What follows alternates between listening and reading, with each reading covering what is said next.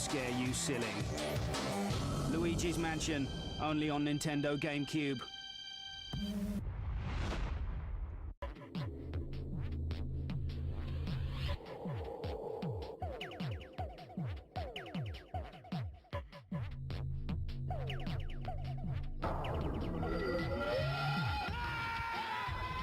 Vous avez une nuit pour sauver Mario d'un manoir hanté. Luigi's Mansion. N'ayez pas peur. Exclusif sur Nintendo Gamecube. Salut. Vous avez une nuit pour sauver Mario d'un manoir hanté. N'ayez pas peur. Luigi's Mansion. Exclusif sur Nintendo Gamecube.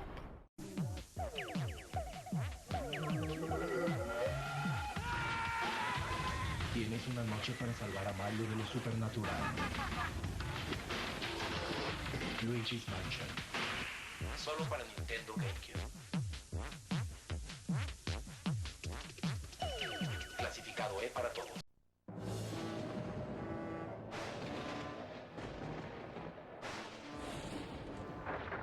新しいゲームの世界へ。任天堂ゲームキューブ。光と影が明暗を分けるかつてない冒険の形。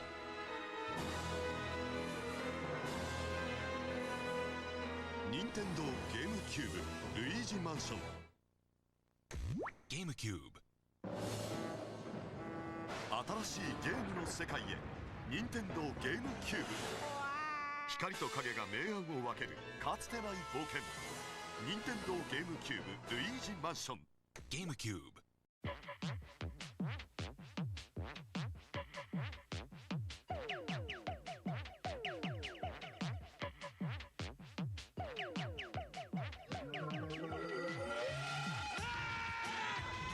You've got one night to save Mario from the supernatural. Luigi's Mansion. Only for Nintendo Gamecube. Rated E for everyone.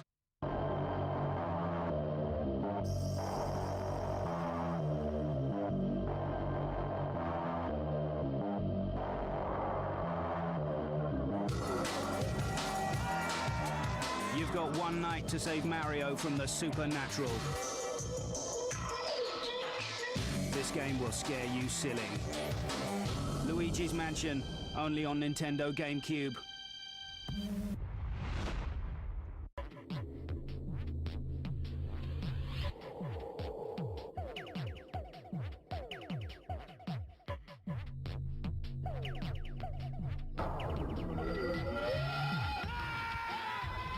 Vous avez une nuit pour sauver Mario d'un manoir hanté. Luigi's Mansion.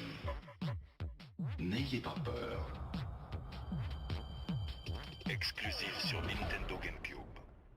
Salut. Vous avez une nuit pour sauver Mario d'un manoir hanté.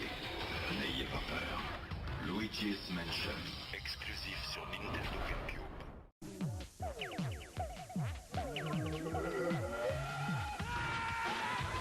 Tienes una noche para salvar a Mario de lo supernatural. Luigi's Mansion. Solo para Nintendo Gamecube. Clasificado E para todos. Transition, and the magic of OBS is hopefully working. Let's see.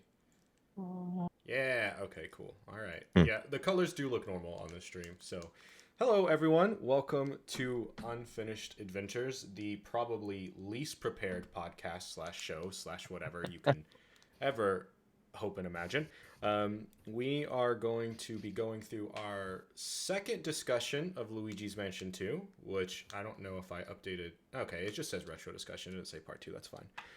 Once again, least prepared show ever. Our second discussion. In our first talk, we talked through areas 1 and 2 of Luigi's Mansion. This was both Dallas and Jeff Rooney's first time playing, so we had some good talks there, and we'll be going through the second half of it today. As always, I'm your host, Trev Says Hi. I'm D-Town. I'm Jeff Rooney. And yeah, let's let's begin. Today, I think, is a little less prepared than last time. It's been a busy day, but I'm excited to get into it. So, Area 3. This is, I believe, when you first get access to the attic. So, at this point, you're pretty familiar with floors 1 and 2, and then you've gone into the basement once, I think, to basically...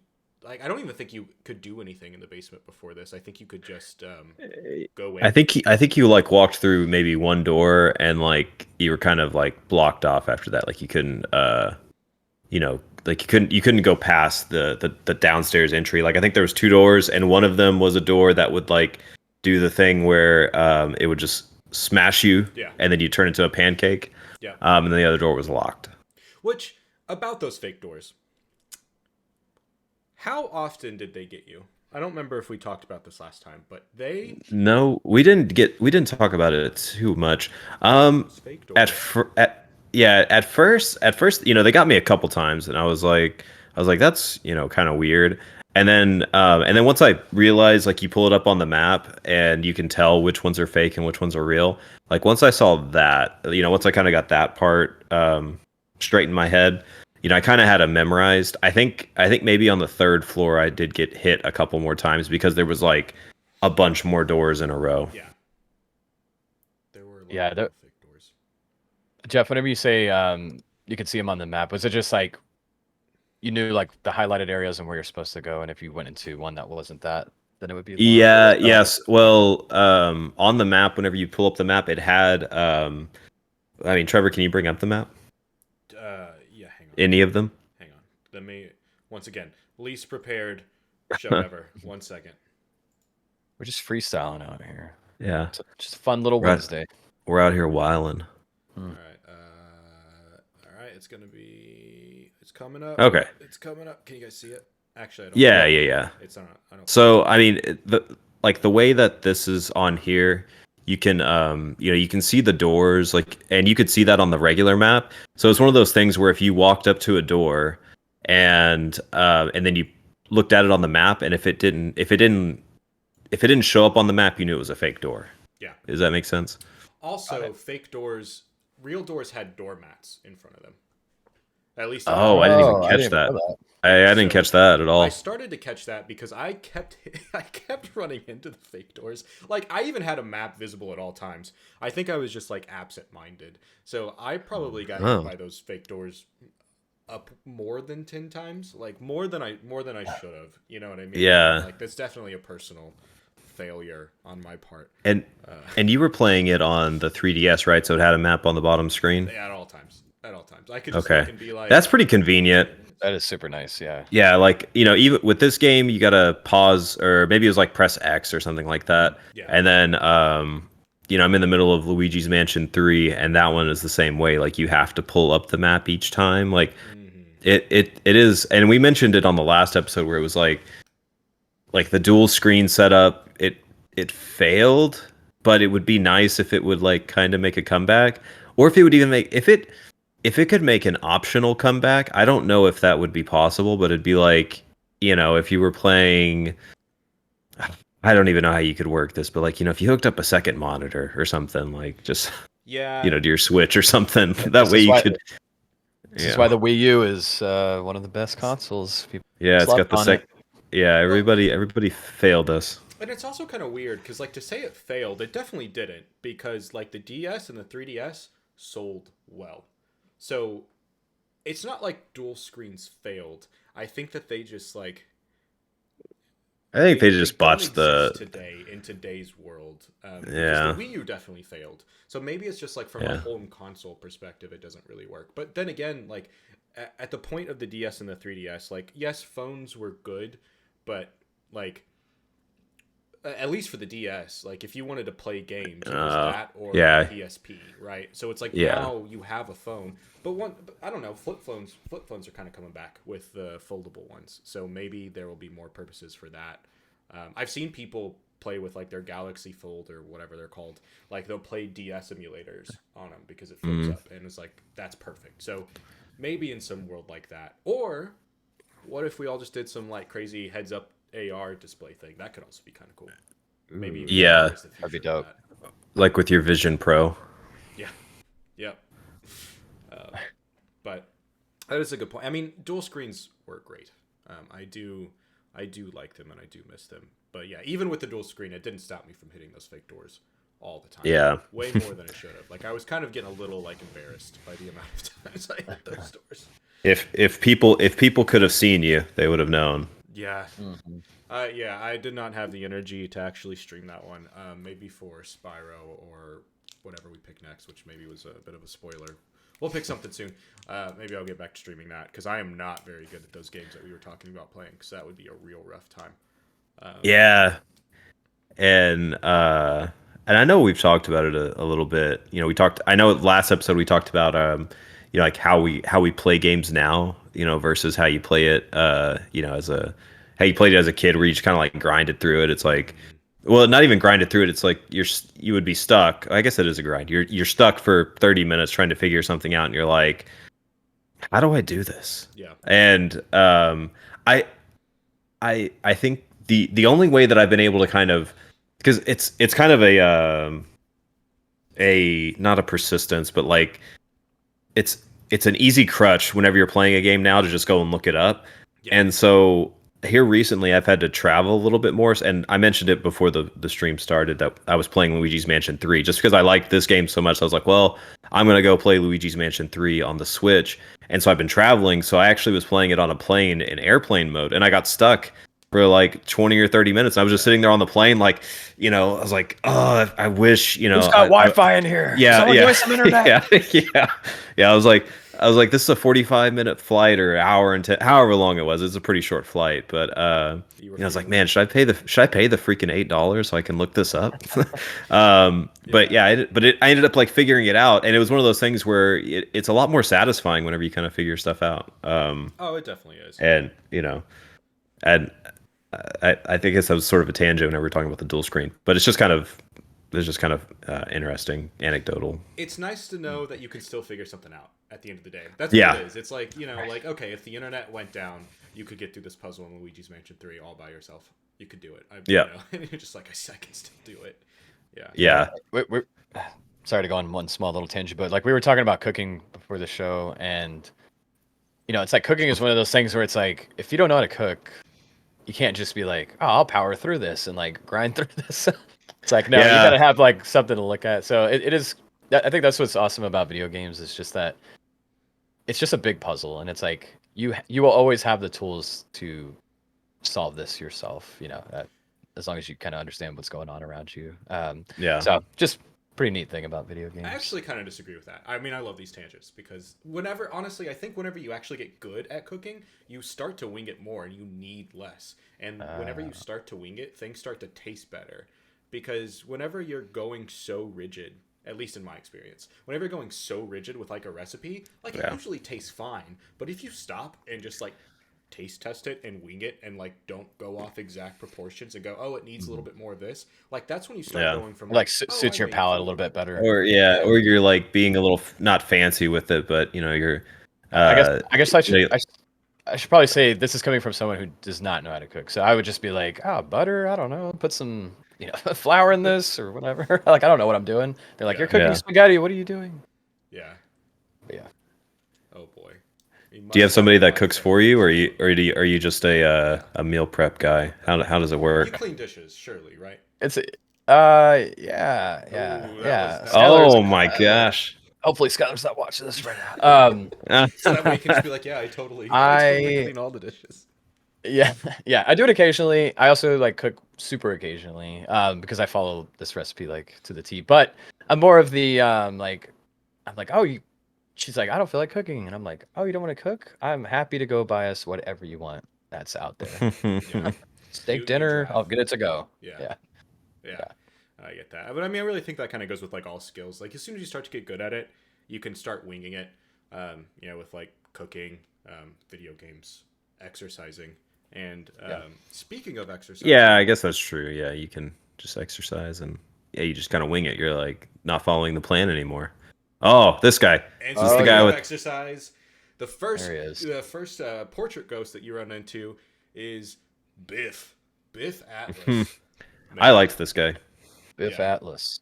Biff Atlas. He's just like your generic, like kind of lunk or whatever. Yeah. You know, setting off the lunk alarm at Planet Fitness. You know, deadlifting. Isn't that what he's doing? He's like deadlifting, right, or something like that. I thought he was just bench pressing. No, I don't think he's bench pressing. Surely he wasn't deadlifting. That's a lot to animate. Okay, Biff Atlas. Yeah, I don't think he's bench pressing.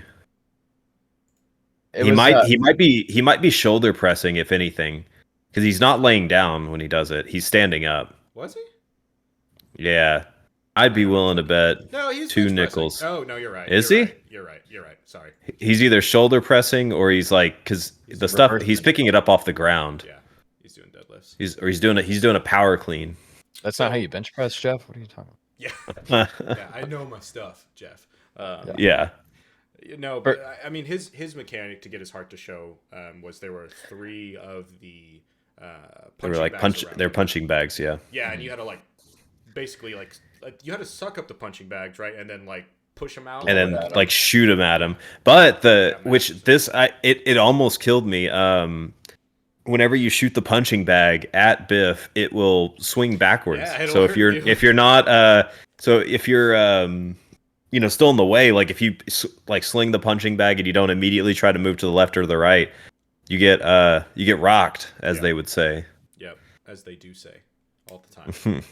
But gosh, what a good name is like Biff Atlas. Like that is a great name. I feel like that should be someone's like actual wrestling name. I love it. Yeah, or like an attorney's name. Yeah, you can see that as you're driving. It's just like injured. An attorney. Oh, Biff Atlas. Yeah. Yeah, what it was, so like Biff's greatest moment for me, I think, is just like we go to a lot of Skylar and I go to a lot of these metal shows and get in the mosh pit, and there's like people that are always just swinging their arms, and so the fact that he was just like doing this whole, he's windmilling. Yeah, like windmill thing is just, it was pretty hysterical. Rest in peace, Biff. You'll be missed. Rip in peace multiple times. And I know whenever I kind of read up on this, he's an optional ghost, right? Like you don't have to, you can just leave him there, right? Is he? That's at least one thing I read. On Biff, honestly. Well, it's just like he's just trying to get his pump on. Like you don't have to get him. You know, you can just let him kind of be. It's probably fair to say a lot of these people are just kind of doing their own recreational activities, and then maybe we're just sucking them to the high heavens. I guess you're doing what? Wait, were you guys not, you weren't doing that? Where did you get of Luigi's Mansion, Dallas? Yeah, I know, right? What version of Luigi's Mansion were you playing? Yeah, I don't know. There were a lot of. Never mind. Yeah. Did you get it through the black? Like, did you walk through a black curtain to get it? Yeah. Just said live everywhere. I was like, oh, live Luigi's Mansion copy. Let's go. So it is interesting. You're right. Biff Atlas is optional. It would be I feel like it would be weird to not get him because you have to You walk into his room. Yeah. Like, so and every other ghost previous to him, you had to get them. So it is kind of odd, Mr. right? Bugs, the glutton in area 2. Oh, yeah, he was also optional. 3. Gotcha. That's right. Yeah. Which is pretty cool. I mean, it does like it makes it like not as linear in the game when you have those little like side quest ghosts that you can take out. So that is pretty nice. Small point, but yeah. One last note about Biff before we move on to Nana Frame. Sure. Oh, okay, I think her name's just Nana. Never mind. I'm just reading the file name wrong. So I've noticed that whenever you Google a decent amount of these portrait ghosts, you get some nice fan art. All you got to do is scroll down a little bit. Like, there's some good stuff. So if you want to in your own time, in the privacy of your room at night, if you want to Google Biff Atlas, there'll be some sweet treats in there for you. This is like the kind of thing where, like, as a kid, whenever I would Google like Super Saiyan 7, and I would just look at like the fan art stuff of that, it's that kind of stuff, It's like Goku Super Saiyan 11 or 99, and it's just like the hair is just like and you're like crazy. Yes, absolutely. Yeah, you're like, man, that is a cool Super Saiyan. Yeah. Yeah. My favorite. was the Dragon Ball Z homemade music videos to Linkin Park in the background. I don't Oh, know if you got yeah, to dude. experience those, but those were some good stuff. Man. So yeah, that Dragon Ball like Super Saiyan 50 or whatever. Yeah, we did the same thing as kids, and we would actually get those pictures and like so my parents had a my parents had a printer. It was color, and so all my friends would be like, "Hey, bro, like I'll give you $1, just print this picture off for me." And so I would just be like using all of my parents' ink, which probably cost like, you know, like More than $1. $30 a carton or whatever, $40 a carton back then, and I'm just like printing off like just giant, like just full ink pages. It's like wet for like 5 minutes when you take it off. Yeah. Oh man, I can remember that. Yeah, dude. Yeah. You're printing on these inkjet printers. Yeah. Yeah. Yeah. Oh gosh. But man, did And I make a buck. I can. Yeah. That explains a lot about you, Dallas. I will say. I know. That was I'm always that looking was- for that some was way a to big- make some money out here. What you guys need? Oh boy. Okay, so I believe the next ghost you run into is Nana. I don't remember much about her. I remember she was kind of rocking in her little chair. Yeah, and this was the ghost. I think I might have mentioned this in the last episode. This is one of the ghosts that I did have to like I somehow missed where her room was at because I think her room is like off to the side. Like it's not a like if you're looking at the map and you were looking at it like north to south. I think this was like an eastern room. I say an eastern room, like the room was facing east on the map, like the door was. So you walked through to the right, and somehow like I walked past it. Yeah, like is it room D or E on that map? That one, I think. So that map isn't showing on Twitch. I'm trying to find it. That one's the attic. I have to find the right one real quick, and I'll show that for Gotcha. clarity. Give me a second. Once This- again, most prepared show in the world. So I kept thinking there's gonna be Yeah, like okay. a C. Okay, yeah, that's what it is. See, it's like you go in on the top left side of the room C. So Oh yeah. like somehow I missed that there was a door there, and I was just going all over, and I didn't have the key like telling me what room it was in, and I think I ended up actually like catching some other ghost or something like that, and I was like, what do I do next? I was like, where do I go? And then I found some room, and it was like okay, once you're in this room, you use the key that you got from Nana's room, and I was like, what?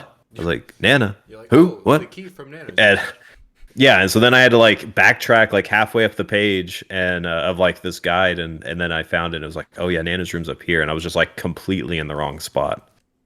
Yeah. Also, anytime there's old people in a scary game, I don't care if it's Nintendo, Luigi, or whatever. They're so creepy, man. It gives you more heebie-jeebies. When you say that, you remind me of my dog. My dog, he's kind of like a super mutt, but he is absolutely mortified of old people. We'll go on a walk, and there will be an old person, and like we actually live near like an old folks home, and so every once in a while, I'll see someone walking on with a cane, and my dog is like, "Get me out of here!" Like I would rather be anywhere in the world, but in an eye line of this poor elderly person getting some fresh air. Yeah. So what's the deal? Is it the wrinkles that he's scared of? Is it this I don't know, slow he's never been movement? close enough to see him. I have a theory. I think he can sense He's- death approaching. Smell it. Oh gosh. It's like it's coming. It's coming. It's here for me. I see him. Yeah. Oh He's got the gosh. shine. Yeah. So I kept thinking there was gonna be like a cat that came out of Grandma or Nana's room here. Because there was Oh, like yeah. there was like the yarn balls and stuff, and I was like, Mhm. man, does she have like a little ghost cat? Yeah. Nothing. Nope. You just gotta throw the old. You like suck up the balls of yarn out of the dish or something like that. Isn't that how you get her to kind of attack you? You suck up the balls of yarn and spit them back out at Grandma. Otherwise, That's no more right. Christmas. We love you, Grandma. Yeah. Rip in peace. Rip grandma. Yeah. It do be that way for some of us. All right. So after that, I believe we have another optional. Oh wait, Miss Petunia. She is not optional. Miss Petunia was doing some some cleaning. So you walk into the bathroom. So she is located in the bathroom with the shower. Yeah. And then her, Yep.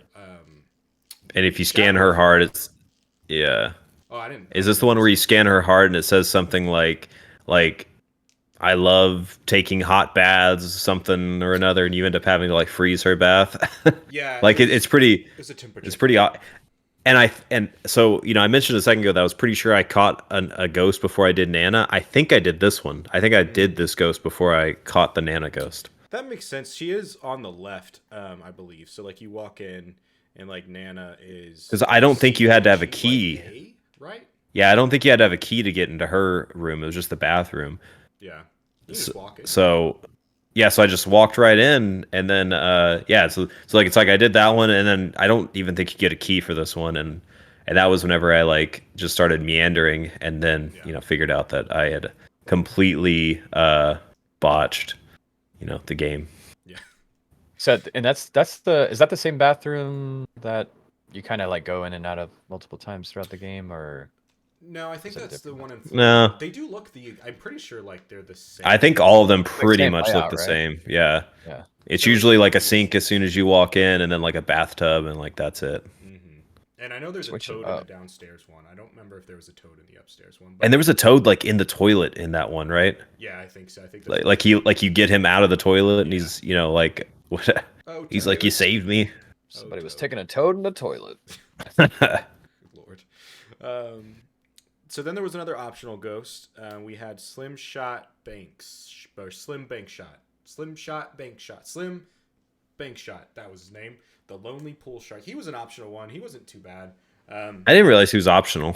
Yeah, it's like you don't really know. Like, I mean, you see these ghosts, and you're like, well, I'm gonna Yeah, and there's not a thing above them that says you don't have to kill this ghost or capture this ghost. Yeah, guy doesn't say anything. He's just like, yeah, kill them all. Yeah, he's like, get them. They're my ghosts. I want them back. Which is fair. I mean, they are his ghosts. I assume you know, if your ghosts escape, I bet you'd want all of them back, not some of them back. True. That's true. Yeah, But yeah, another suck the ball and shoot the ball kind of map. Yeah. Was this one you sucked the ball and then you shot it at him, or you sucked the ball and then like, is that how? Okay. Yeah. And it was like the ball would just like fly around the room. Oh yeah, because it would like bounce around the room and it could hurt you. Yeah. Because he would go up and he would take the shot, and they would. He's not very good at pool because they went all over the place. I'm not saying I am, but I can at least keep him on the table. So I got that going for me. Yeah, come on, Slim. With a name like that, you'd think he would do a little bit better there with the racks. Yeah, amateurs. So these ghosts, Henry and Orville, definitely not optional. Yeah, these are the twins. Kind of annoying. Yeah, they I hated this one. I didn't like this one at all. Yeah, they're rough.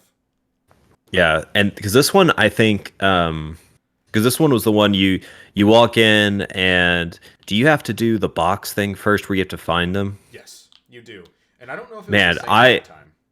Oh, it wasn't the same every time, and it was like super annoying, and it was the pattern. I mean, it seems basic like once you figure it out, but at first it's like super difficult. Like it was basically like which box jiggled whenever you tried to suck it up. Oh, interesting. And that's how you yeah. You and I had different strategies. Dallas, what's your strategy before I lay out my master strategy? Well, I was just gonna say, like, in this one, I did have to look up a guide because I didn't understand you had to like mess with that modal, or is that what those are called? Yeah. Modile? I don't know. That thing in the air. It's a mobile. Yeah, mobile. Mobile. Yes. Just like a mobile phone. Yeah, I don't know. Everything's crazy. Yeah, so I kind of like just went through and totally just copied the entire walkthrough. So yeah, I kind of did that. They spawn, and then I'm just over there like humping boxes to get them out. And yeah, no real like strong strategy, I guess. Just kind of watching the walkthrough and killing them. Yeah, my strategy was definitely walk in, go to the nearest box, hope it was one of them. Yeah, and then rinse and repeat. Oh gosh. Which didn't take that long, honestly. Like it took me like 5 tries before I got him, and I was like, okay. So was there an actual like strategy Yeah, it was. Yeah, if you Yeah. if you like use the vacuum on the boxes, it would like the ones that vibrated were the ones that had them in there. Oh, that was like the tail of it. Yeah, because the other ones would just kind of like it was one or the other. It was either the ones that vibrated were the ones that had something in it, or it was the ones that didn't vibrate were the ones that had something in it. It was something like that. Oh, that's cool. Yeah. Apparently, another thing, according to the trivia that I know that I didn't read from Luigi's Mansion Fandom.com, is that in the study, apparently the twins are. You can find a diary that says that the twins are afraid of fire, water, wind, and ice. So this is a hint that Luigi can use while playing hide and seek with the two twins. So I'm assuming that just like using the vacuum is wind, but I'm guessing that fire, ice, or water also would have caused that. Like found them. I wonder like if you used fire, like if it would have caught the empty boxes on fire or something like that. Yeah, I don't know. It doesn't say. It probably would just have shook, but let's believe it would have, because that sounds a lot cooler. That sounds pretty crazy. Yeah. So Or like as soon as it came out, they would have popped out. Yeah. Yeah. So you go and you play hide and seek with them. They pop out. Which first, even as you mentioned, you had to find them. You had to spin the mobile in their room. And you play hide and seek, and then basically you get two of these little jerks flying around and zooming around at the same time. Yeah, that sucked. And like Luigi's Mansion isn't the hardest game, but it's not always easy. So it's like when you have two of them flying around, it's kind of a pain because it's just like you can get one, but you can't really get both. And then you just and usually like I would be in the middle of trying to I don't know what you would call it. So you know whenever you're blinding them or whatever, whenever you're giving them you're putting them in shock or whatever, you would start sucking them up, and then you'd start pulling back with it. One of the other ones could like hit you, and so they could hit you while you were in the middle of trying to suck up the other one, and you could end up getting hurt. Yeah. So it's kind of the same thing. Like you could end up nearly dying. Yeah. It definitely it's probably one of the more difficult portraits. Yeah. Definitely. And it has nothing to do with the controls of the game either. There was nothing wrong with the controls in this game. I don't care what you guys say. Everything was perfect. Yeah. Okay. I do remember specifically saying the controls were bad, and you aren't projecting at all from that. Yeah, controls are I trash. did play the 3DS version, so I'm sure they were cleaned up a little bit. But I mean, really, I feel it feels like from obviously going from Luigi's Mansion 1, and Jeff, you've gone from Luigi's Mansion 3 more recently. Does it feel like the controls have truly evolved? I mean, I played Luigi's Mansion 3, but not off the back of 1. How does that feel going? Yeah. The big thing is that the flashlight and the vacuum are correct. They're like, or I say they're correct. They're at least consistent. Like all of the aiming controls throughout the game are the same. Yeah. Which I do like that. And I mean, I think I don't know how Luigi's Mansion 2 was, because I'd played that one a little bit, but I can't remember how the controls were. But it does feel like they evolved in a really good way. So like in Luigi's Mansion 3, one of the big mechanics is that whenever you're sucking up one of the ghosts, you can once you get them, like it has basically as a circle where you're sucking them up and then you're pulling back, and then the circle fills up, and then you can slam the ghosts. And that feels like kind of the natural progression of the way the game would work. Like in this game, you only have the ability to suck the ghosts up normally, and then as the game as the next evolution of them comes out, it just seemed like some of that stuff was kind of the natural progression. Yeah. And just all the new mechanics are cool in 3. Like you've got some stuff where you can what is it called? Like bring stuff to life almost. Like you have like a reverse dark moon flashlight thing that you can aim at paintings, and it will it'll pull stuff out of them. Yeah. So the controls are great. And the other thing that's like always blows me away, and I know it's just because it's Nintendo and they have like they have that hardware down to a T in terms of what they can and can't do, but the game Luigi's Mansion 3 looks legitimately great. Like whenever it zooms in on like his overalls, you can see individual stitching, you can see kind of individual mustache. I don't know if you can see individual mustache hairs, but like the mustache has detail. I don't know what sort of secret sauce they put into their games that nobody else can replicate, but I mean, they're kind of wizards at getting the most out of their hardware. ray Yeah. tracing, bro. Yeah. I have a fun fact. We were talking a little bit about Luigi's Mansion 3 and 1, and then Jeff, you mentioned 2. Fun fact, it's called Luigi's Mansion Dark Moon in all parts of the world except for Europe and I always butcher this. Oceania? Oceania. Yeah. It's actually called Luigi's Mansion 2 in those 2 locations. So it makes me wonder, like, why Oh, why is drop it not the called 2? Dark? Why is it not called Dark Moon? Why are we doing this whole like Final Fantasy 4 was 2 and that's actually Rebirth and blah blah blah. And it's like this whole sporadic thing. It just makes me want to like grab the marketers and give them a piece of my Luigi mind. Oh, okay. At least makes sense because they went off of like what was actually like released. The Japanese Like one. it's like what was available. Yeah. So that makes sense, but yeah, I don't know why like you would be like, a 2 would, like omit it that. needs to be a 2. They need to know that this is Yeah, the second one. You said that was in Europe. I wonder if there's some kind of weird European Union law, like where it's like, Well, it must hey, have a number. it's like if you're gonna release a sequel, it has to have a number. It must Right. also have USB-C. Yeah, it must also have. Yeah. But it is it's kind of weird because Dark Moon came out obviously after number 1, so it could lead you to believe that because it was a 3DS game that Luigi's 2 was going to come out on like the Wii U or something or the Wii. So yeah, that's like it was kind of like a placeholder game or like a not a spin-off, but it's just kind of like a chapter. It's like a chapter filler, of a book. a prologue or whatever. It's kind of like your Luigi's Mansion 1.5 to get you ready for Luigi's Mansion 2. The Kingdom Hearts series, yeah, that's a nightmare. Anyway, Kingdom Hearts would be interesting. Yeah, that Fun is fact, a fun fact. I'm sufficiently fond by that. Thank you. Yeah, I liked that. So you go from one of the more annoying portrait ghosts to definitely one of the easier portrait ghosts, I would say. So, Madame Clairvoyant, she did have I guess. So she was interesting. So she could either be like a ghost that you just walk in and you pick up, or she's a ghost where now all of a sudden you have to do a fetch quest. Because in order to get Madame Clairvoyant, you basically have to find like 5 pieces of Mario's clothing. Because I guess Mario's clothing, the portrait got a little weird with him and the Boo.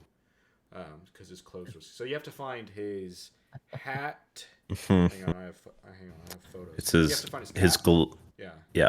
You got it, Jeff? Yeah, I was gonna say, yeah, you got to find his glove, his shoe, the letter, the star, and a hat. Yes. Which the star, which I don't know if we cool. passed that or not. Okay, that was. I mean, okay. Well, I don't want to. I mean, if Going. No, we're here. We're there. okay, We're there. Hit I us. was gonna say, yeah, the star was actually kind of in it's kind of an interesting spot. So if I'm not mistaken on the map, it was like on the very far right of the second floor, and it was the observatory. So like you walk out onto it, it kind of like takes you to a landing. I think it was room M. And is room M? Okay, yeah, so it's on the far right. But you walk out, and then like part of the wall and the floor and all that is like black, like it's stars or whatever. Like it's basically just like it's gone. Yeah, and you start walking across this bridge thing. You start walking across this bridge, which this did give me anxiety because I've played games where you could fall off, so I was worried that I was going to fall off and die or something.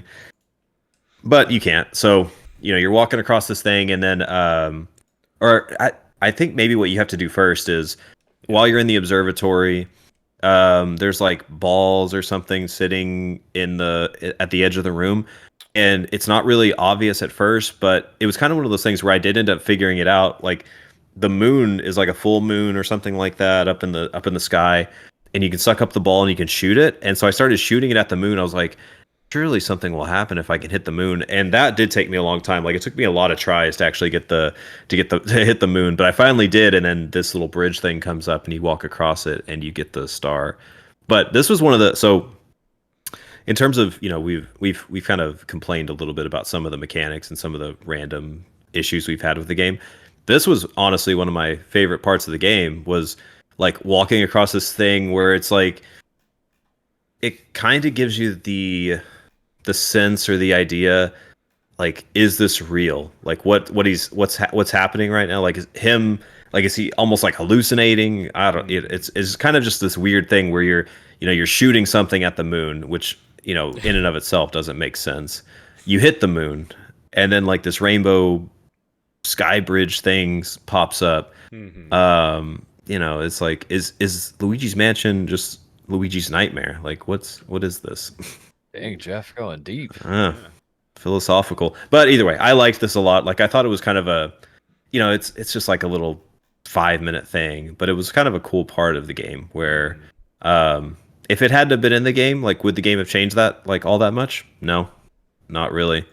But it was cool. Like, the star could have easily just been inside of a painting or inside of a boo or something like that. Like, so I like that it kind of had the extra mile. Like, somebody put thought into it. It's like, hey, what if for the star you have to go outside and you have to get the star out of the sky, basically. Yeah, I agree. I think it was a highlight of the game for sure, because it's a moment that is really unlike anything else in the game. And I had that exact same thing. It took me so long to those little balls that you were hitting were actually specific ghosts. They're meteor ghosts. So you were throwing ghosts at the moon, basically. But it took me. I was frustrated to get it, but I remembered it from the first time I played it as a kid and was just like super excited, because it is just such a cool, really surreal part. It's unique.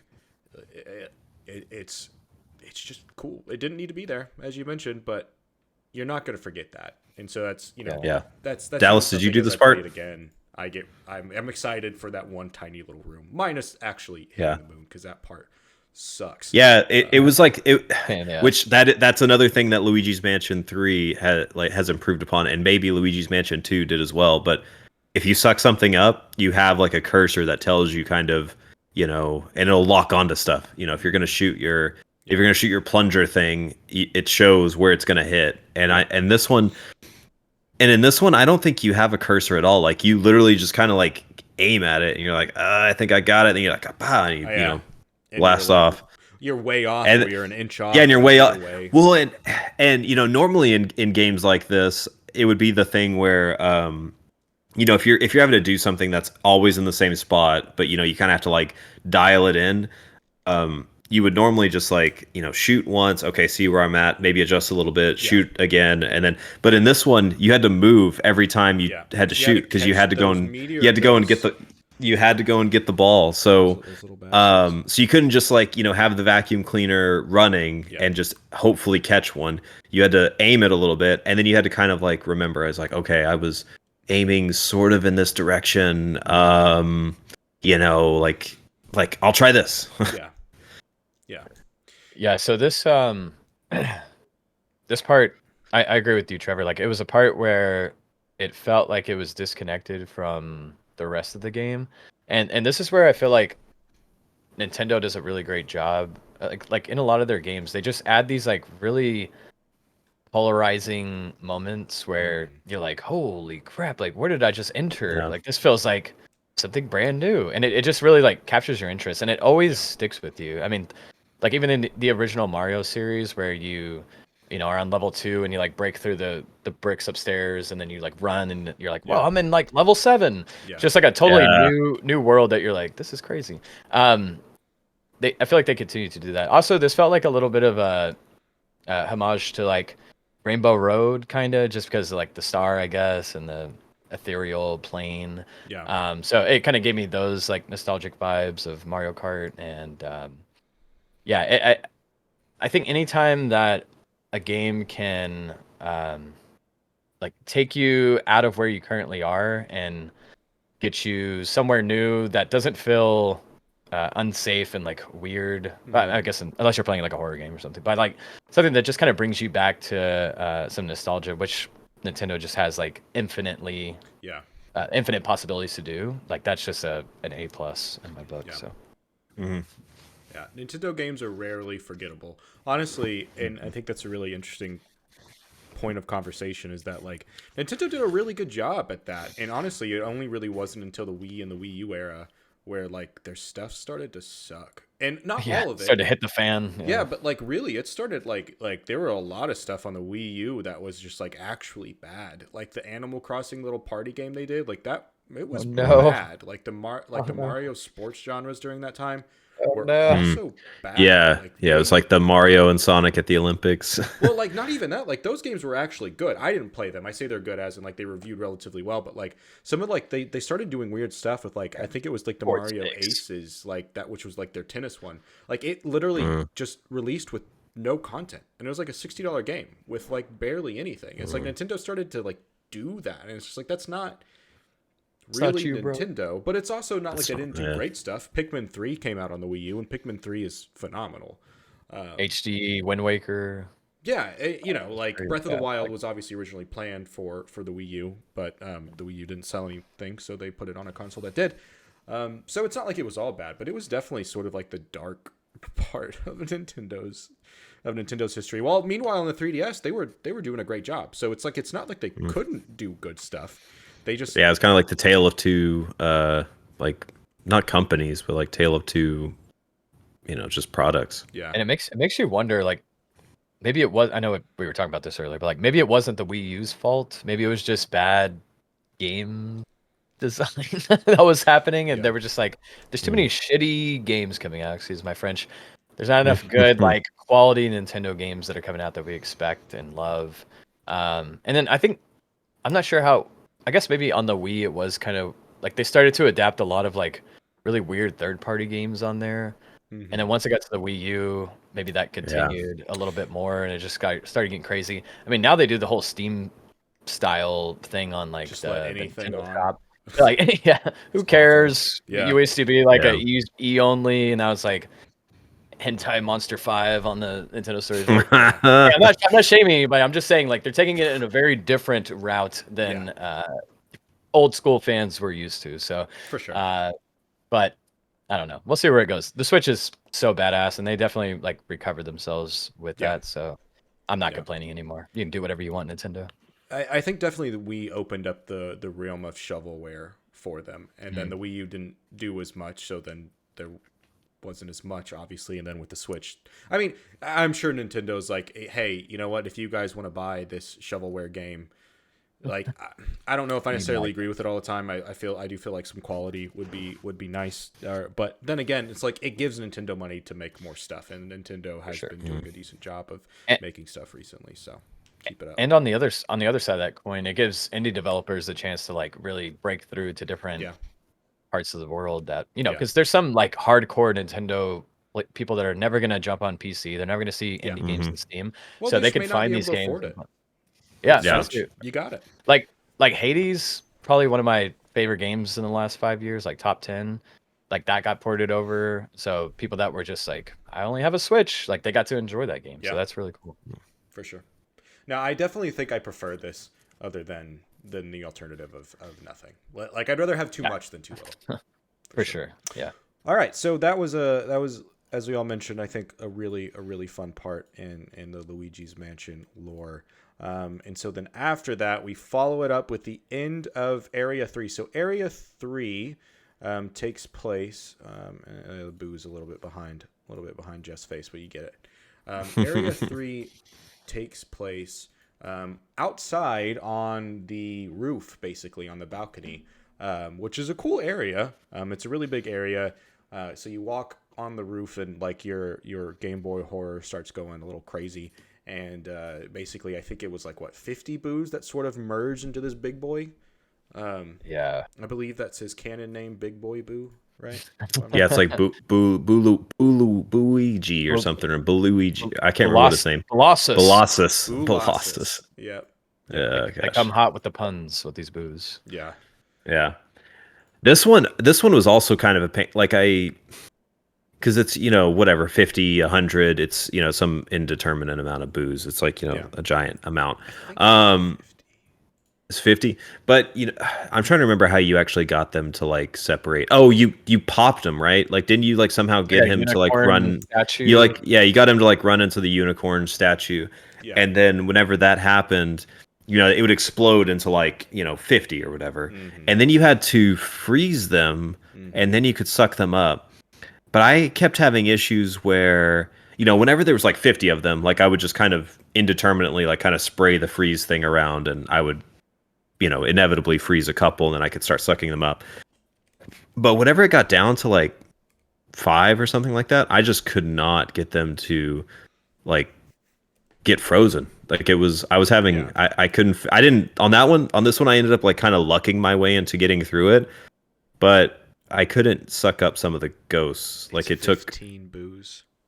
It's 15. Okay. It felt like 50. It felt like 50. Totally right on the money. I could have swore it was more than 15. That's what the internet says. It says HP was 15 boos. 15 boos. Yeah. All right. But it was just kind of a pain. Like I had issues with it. Yeah. It really was. It was fine whenever there was 15 of them, but as you mentioned, when it got to 2, because they did the mechanic. You could tell they tried to do the mechanic of like classic Super Mario of the boos like trying to shy away and only coming up to you from behind, and then as soon as you turn around, they run away, which works, but not when you're trying to catch them, because it's just like how do you? It's like how do you? Because you can't like sneak up behind them. That was the thing. I don't. Like I said, I don't know how I ended up actually getting past it, but somehow I did.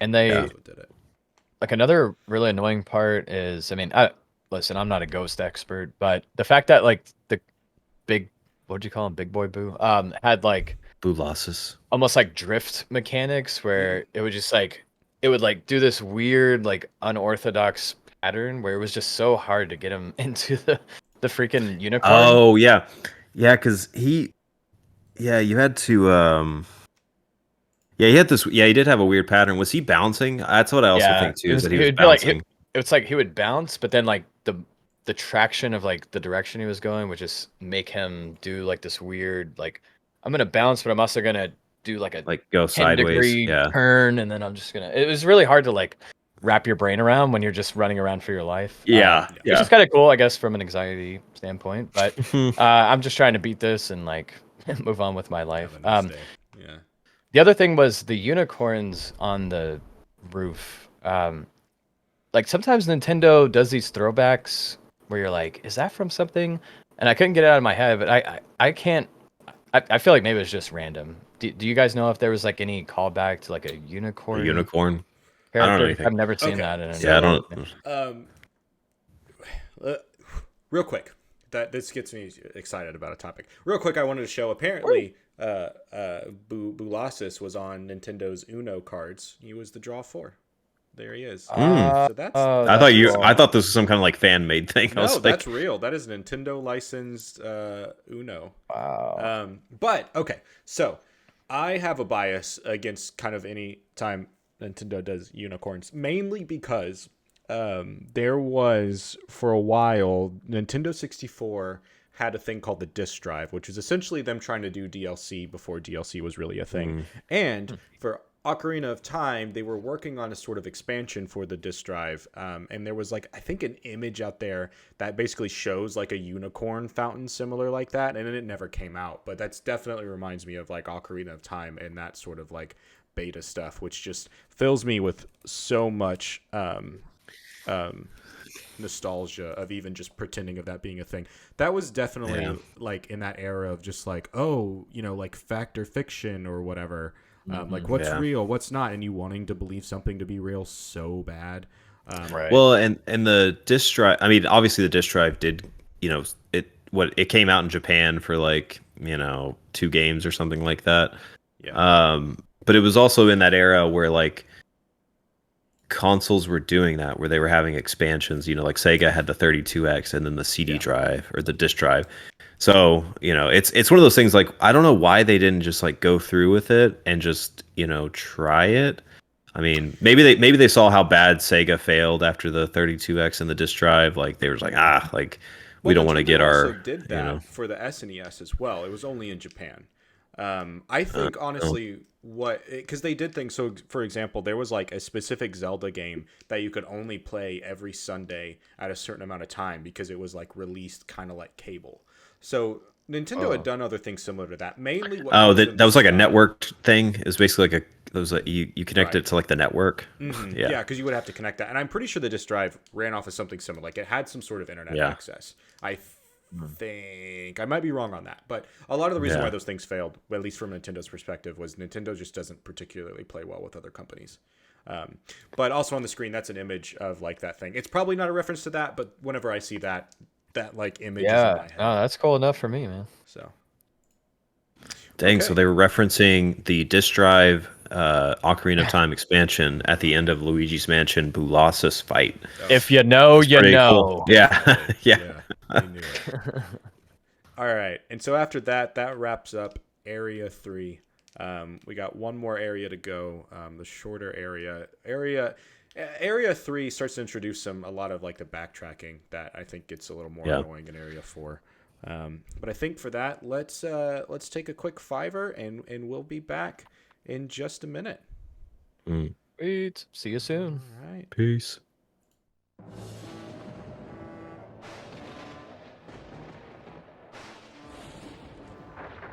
新しいゲームの世界へ任天堂ゲームキューブ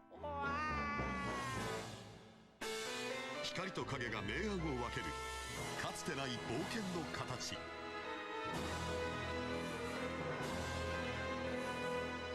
任天堂ゲームキューブルイージマンションゲームキューブ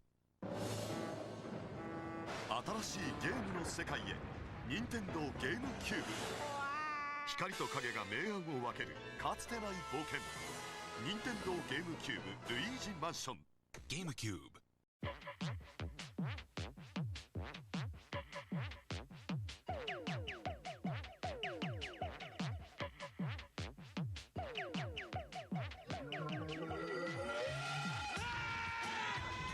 You've got one night to save Mario from the supernatural.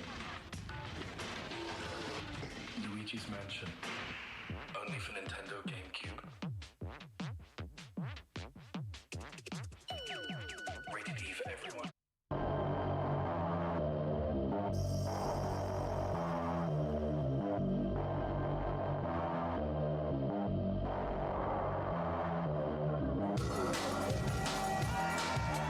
You've got one night to save Mario from the supernatural. This game will scare you silly. Luigi's Mansion, only on Nintendo GameCube.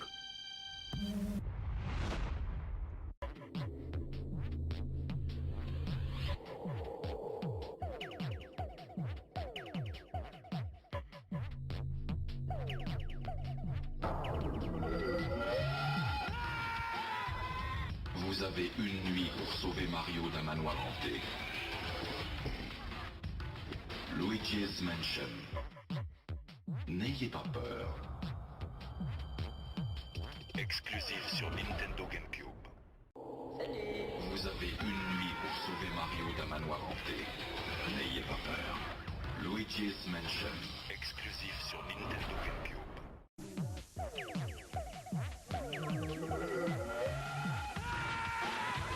Tienes una noche para salvar a Mario de lo supernatural. Luigi's Mansion. Solo para Nintendo GameCube. Clasificado E para todos.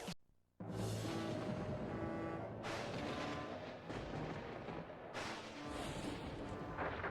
新しいゲームの世界へ任天堂ゲームキューブ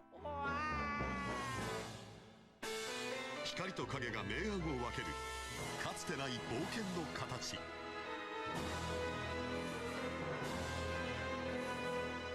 任天堂ゲームキューブルイージマンションゲームキューブ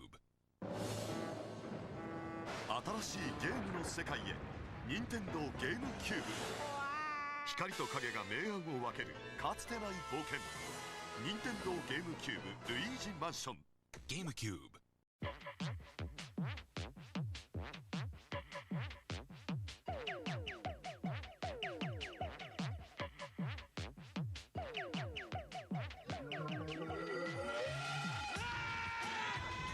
You've got one night to save Mario from the supernatural. Luigi's Mansion. Only for Nintendo Gamecube. Rated E for everyone.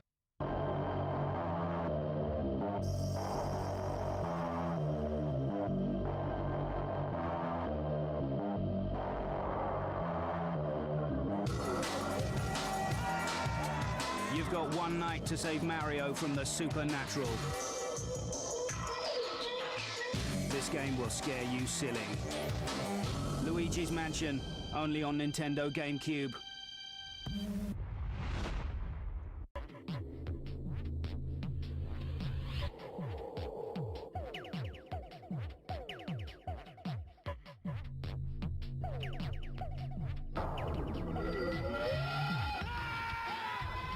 Vous avez une nuit pour sauver Mario d'un manoir hanté. Luigi's Mansion. N'ayez pas peur.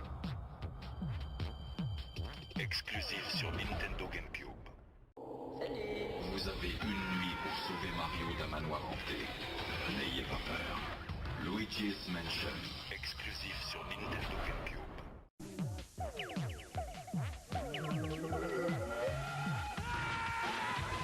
Tienes una noche para salvar a Mario de lo supernatural.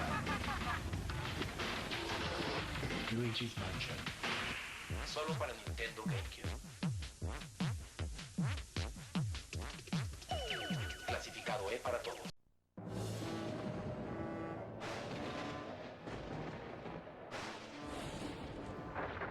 新しいゲームの世界へ任天堂ゲームキューブ光と影が明暗を分けるかつてない冒険の形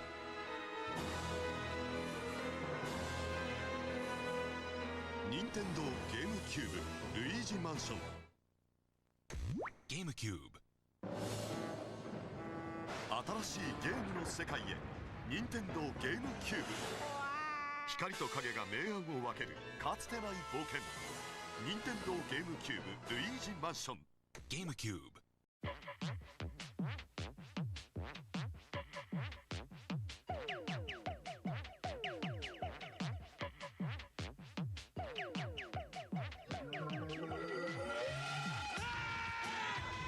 You've got one night to save Mario from the supernatural. Luigi's Mansion. Only for Nintendo GameCube. Rated E for everyone.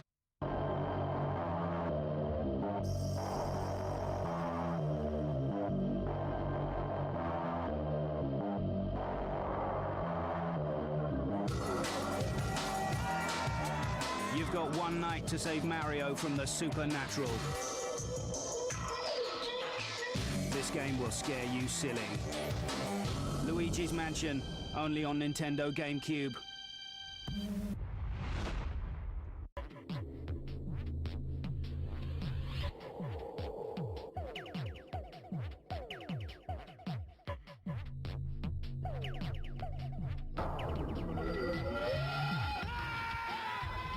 Vous avez une nuit pour sauver Mario d'un manoir hanté. Luigi's Mansion. N'ayez pas peur. Exclusif sur Nintendo Gamecube. Vous avez une nuit pour sauver Mario d'un manoir hanté. N'ayez pas peur. Luigi's Mansion. Exclusif sur Nintendo Gamecube.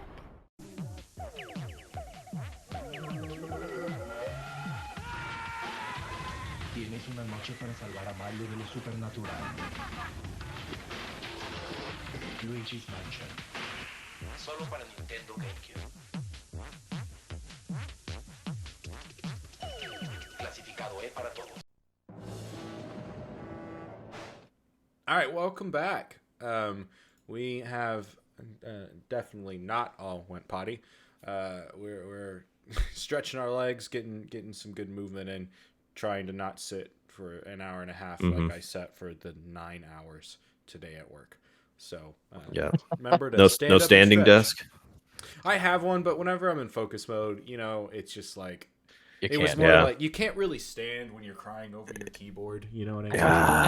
Yeah, It's a little yeah, difficult to do both of those at the yeah. same time. I just got a standing desk. This is the first standing desk I've ever, Ooh, used, welcome to the club. and Yes. it was pretty cool. Like this morning, I stood for like the first 2 hours, and then I stood for a 30-minute meeting today, and that 30-minute meeting turned into an hour and 20-minute meeting, and I was like, and I had my camera on, so I was like kind of like leaning on the desk. I'm like, All right, let me give you a pro tip, Jeff, because I've definitely had those meetings before.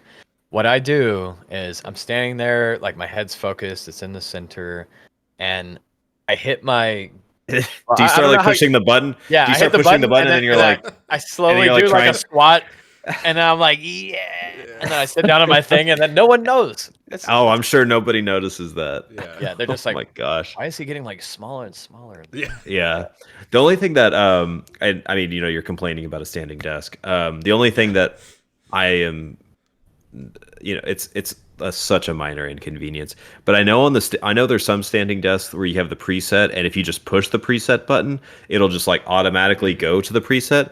On this one, it has the presets, but you have to hold it to like you have to hold the button. Boy. Whew. And so like I do have the preset set, but then I started clicking it, and then I like if it's going up or down, I have to like move my hand with it, as it goes up, and I'm like, what a drag. Yeah. You have to get your abacus to do your taxes too. Or Yeah. what's going on, dude? Oh gosh. Oh gosh. Yeah. Oh, man. What, Jinx. Anyway. what problems? What problems we have in this world? Luigi has none of these problems. No. Yeah. Yeah. He's getting his stair climber workout. I wish it had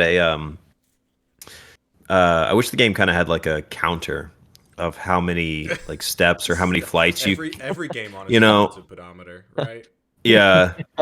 Because I would be curious because towards we're getting into this fourth area of the game. So nice segue.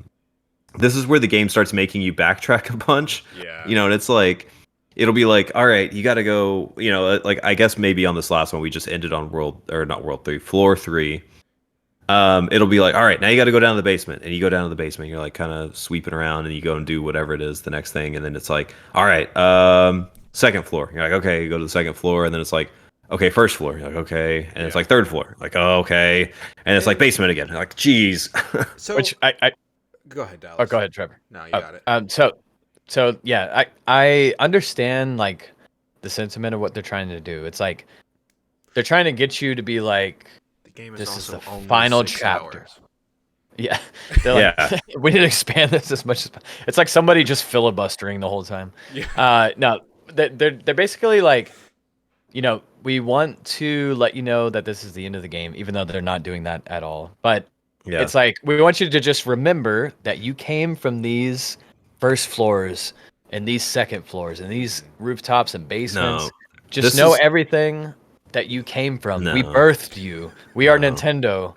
And then this was the equivalent of whenever I was in junior high and high school, and they told me that I had to have a 3-page paper. And so I went and I did well, no, they would tell me I would double space it, which is fine. But pro tip, if you I don't know, they probably do it by word count now. But what I used to do is I would control F and I would find all the periods and I would increase the font size of the period by 2 points. And if you had enough like if you had enough sentences in your paper, it would legitimately add a whole page. That only works if you printed it out. If you printed it, yes. If you printed it, it worked. Anymore. We live in a very. That's what I'm saying. Sure I'm saying like we're they don't even know what paper looks like. They've never seen. Yeah, yeah. I that's what I was gonna say. It's probably not a thing anymore. But man, I used to do that all the time. I would be like, like okay, it's a 5-page or 4-page paper. If I'm at 3.5 or 3 3/4, and then I would do it, and I'd be like, I'm still not quite there. I need to. I need to pad this a little bit more. It's only 10%. I love the sentiment that you have for it, Dallas. I wish that I had that same view, but I'm kind of with it, Jeff. I'm like, no, fuck that. This is just You're like, guys put me just at the end of the needed game. to go longer, and this is how you did it. Yeah, and I know Trevor remembers this from our Pikmin journey, but if you're playing on your 4K GameCube, there's a button you can push on your 4K GameCube that will speed up the game. Like it'll make it to where it's a little bit faster. So whenever I had to go from floor 3 to floor 1, I held my speed up button and I just would zoom up to the other rooms. Drinking a Red Bull, he was just running through it. Yeah. Yeah, and I mean, and I know Trevor remembers it from and if anybody watched the streams, they would remember it too. It like speeds up the audio too. Like it doesn't, cut the audio while you're doing it. It just speeds it up, to match the game. So I was playing this game and my brother was in the room and he was like working on a model or something like that. And I would start doing it and he would like turn around and look, he's like, "What are you doing?" And I'm speeding up the game. This is ridiculous. Yeah, this is ridiculous. I'm playing Luigi's Mansion, and it's making me do some BS stuff. And it made me. I wish I had that button on. It's basically like the click thing. I wish I had that button in life. Yeah, whenever somebody's talking to me in my 30-minute meeting that turns into an hour and a half meeting, I would like to speed it up a little bit. Yeah, because I've already. If it's a 30-minute meeting, I'm checking out at 30 minutes. Yeah. Checking out at 15 minutes. Yeah, I was gonna say like what focus to pay attention for a full 30-minute meeting.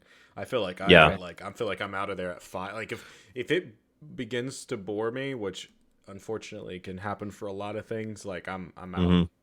But so I pulled up the map for a reason. So that door that's in between room D and F, I never found the key for that room. Did you guys find the key for that door? Because this is an optional one.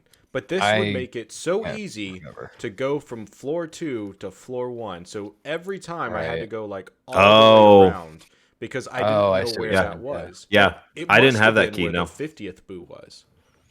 You didn't find it? Yeah. I think I might have lied in episode 1 when I said I collected all the boos because I was definitely like monkey braining this whole thing. I was just like, oh, go to the bottom floor, go to the top floor, and like just running as far as I had to go. So yeah. Yeah, I think if I had to do floor 1 and because floor 2 is also separated out, right? Like if you were on the right side of floor 2, you couldn't get over to the left side. You had to go all the way down. So like the areas that connect room. So the yellow rooms on the left side, those and then like what is that Q? Those are all connected, but you had to go to them from like the main foyer. Yeah. Okay. So it was a pain in the ass. I'm like to navigate. Yeah, it was. Yeah, I don't think I had. I'd have to go back and look, but I don't think I had that. It was rough. I don't think I had that key. I was unhappy. Do we know where it was at? I don't. I mean I haven't really seen it when I've been looking up anything because I haven't been explicitly like watching a walkthrough or whatever. I've just been sort of like gleaming wikis for content to put on here. So I have no clue exactly where it's at. It's a good catch, though. I mean, I didn't even realize I was making all those extra steps, which, back to the pedometer thing, like, that would have been a really great... Yeah. Maybe. I definitely would have shedded a couple pounds. Yeah. Yeah. For sure. All right, so area 4, final area of the game. We begin to start to go through... We have a couple of more portrait ghosts in here. And then, really, I think, honestly, we might have had very similar amounts of portrait ghosts throughout the whole game. It felt relatively even with the amount of ghosts you had to get. Let's see. This one is like, so let's see, that's 7 plus a boss, 7, 6. Okay, so it goes 3, 6, 7, 7 in terms of portrait ghosts that you don't have to get, but are at least there and available to you. So, like, each area, minus the first one, was relatively same space, minus the padding that it felt like. And so this area, I believe, kicks off with a power outage, and basically I hated that too. Of all of your nice clean rooms and the lights being on to all go dark and basically having these little freaking ghosts just everywhere, like the ones that would pop down from the ceiling to get you, the ones that would pop down from behind you and throw bowling balls at you, like and they had the ones that like they'd give you one of these like wind ups to smack you.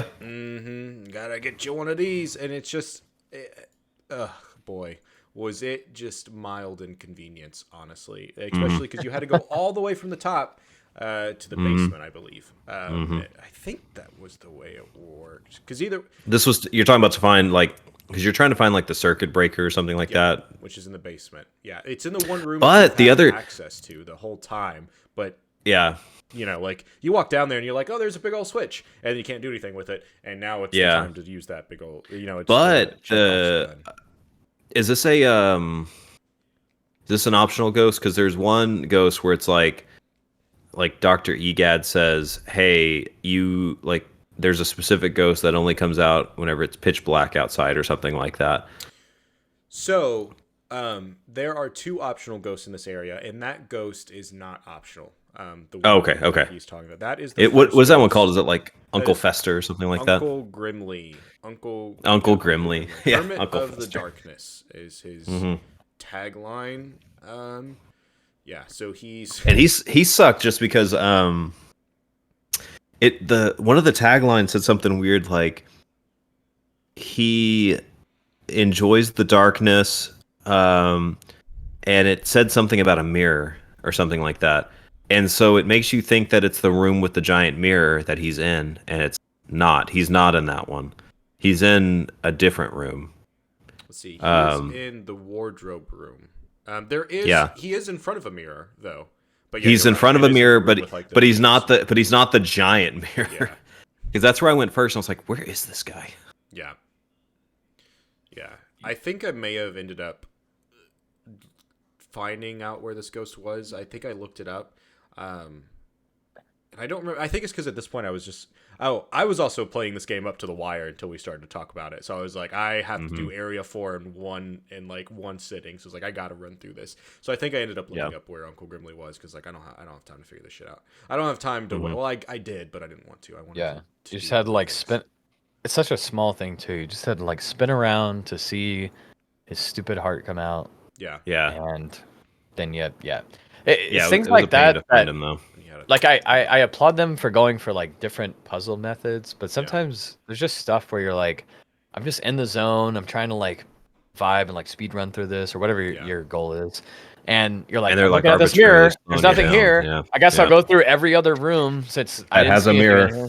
Yeah, well, and it's like, and your patience is getting a little shorter at this point because you've been having to do backtrack, and you're getting annoyed because there's all these little tiny little ghosts that are popping up and literally interrupting the gameplay loop. For like, you know, you could argue it's adding to the gameplay loop, but it didn't feel like that. It felt more like interruption. So it's like at this point, your temper was already, at least mine was pretty short. I was like, like, it's like, just tell me where to go. Like, this isn't fun. Yeah, I rescued Mario, and that's the end of the podcast. Yeah. Yeah, so you get Uncle Grimly, and then you have another ghost. So the ghost next. So basically you get Uncle Grimly, and then I think you go and turn the lights back on after that, if that's correct. To the wardrobe. That sounds right. Yeah. Yeah, because he drops the key to the breaker room. And so you go down there and turn it back on. And then the lights are good. And so then from that point, you go all the way back upstairs, going from the basement all the way back upstairs, and you run into these next, these 3 guys, who are the Clockwork Soldiers.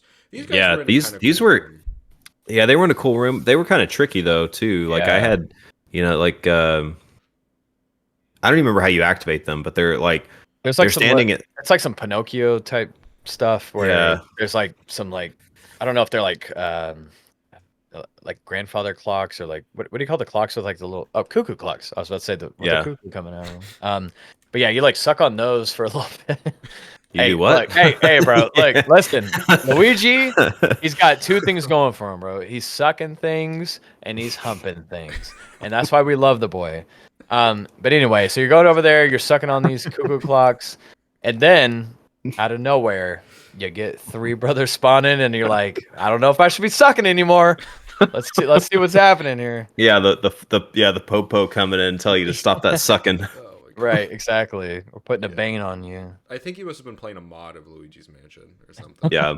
You're playing the OnlyFans version of it. Yeah. Exactly. Hey man, if I'm paying for premium, I'm getting everything I can get out of this website. Yeah. Oh boy, was it a deal for you only? Yeah. And they had kind of a weird attack though, right? Like they Because they would kind of, or they just chase you. What was their I attack? think they all three did something slightly different because they each had Yeah. different weapons. One of them had like a pop gun, or did they all have pop guns? Yeah. All- The all They others all had pop guns. they'll attempt to shoot you. That's what it was. Yeah. Yeah. Yeah. And it was like, I don't know if it was if you got, it's like, what else do you use in replace of this word? I don't know if you sucked the wrong one the wrong way, but like if you took the blue dude and you sucked him up, it's so, I mean, it's a game about sucking ghosts. What do y'all want me to say here? So you take the blue dude and you're sucking him, he goes away, and then the thing is, if you don't suck the right one at the right time, then the blue guy will actually respawn because you didn't Blue get the guy will right show one. up And and he'll pop you. yeah, and it's like I Pop you could in the never butt. understand. I couldn't understand like why is it that I'm sucking the blue guy and he's coming back, but then I suck the pink Oh, guy gosh. and it goes away. Yeah, I hate when they come back. All right. Anyway, we're gonna just cut this whole thing out. There's like a 40-minute just. We'll be like, and anyway, so we beat the game. So Yeah, so after all that, Luigi's Mansion 3. you know, after you suck, if you suck long enough, you end up beating the game. just dead. You end gotta up a suck your ghost way to the yourself. top sometimes. Luigi's ghost. It's been sucking for too long. Anyway, but yeah, that was definitely part of it. It's like I didn't know what the trigger was, but like you had to. I mean, maybe it was like the twins where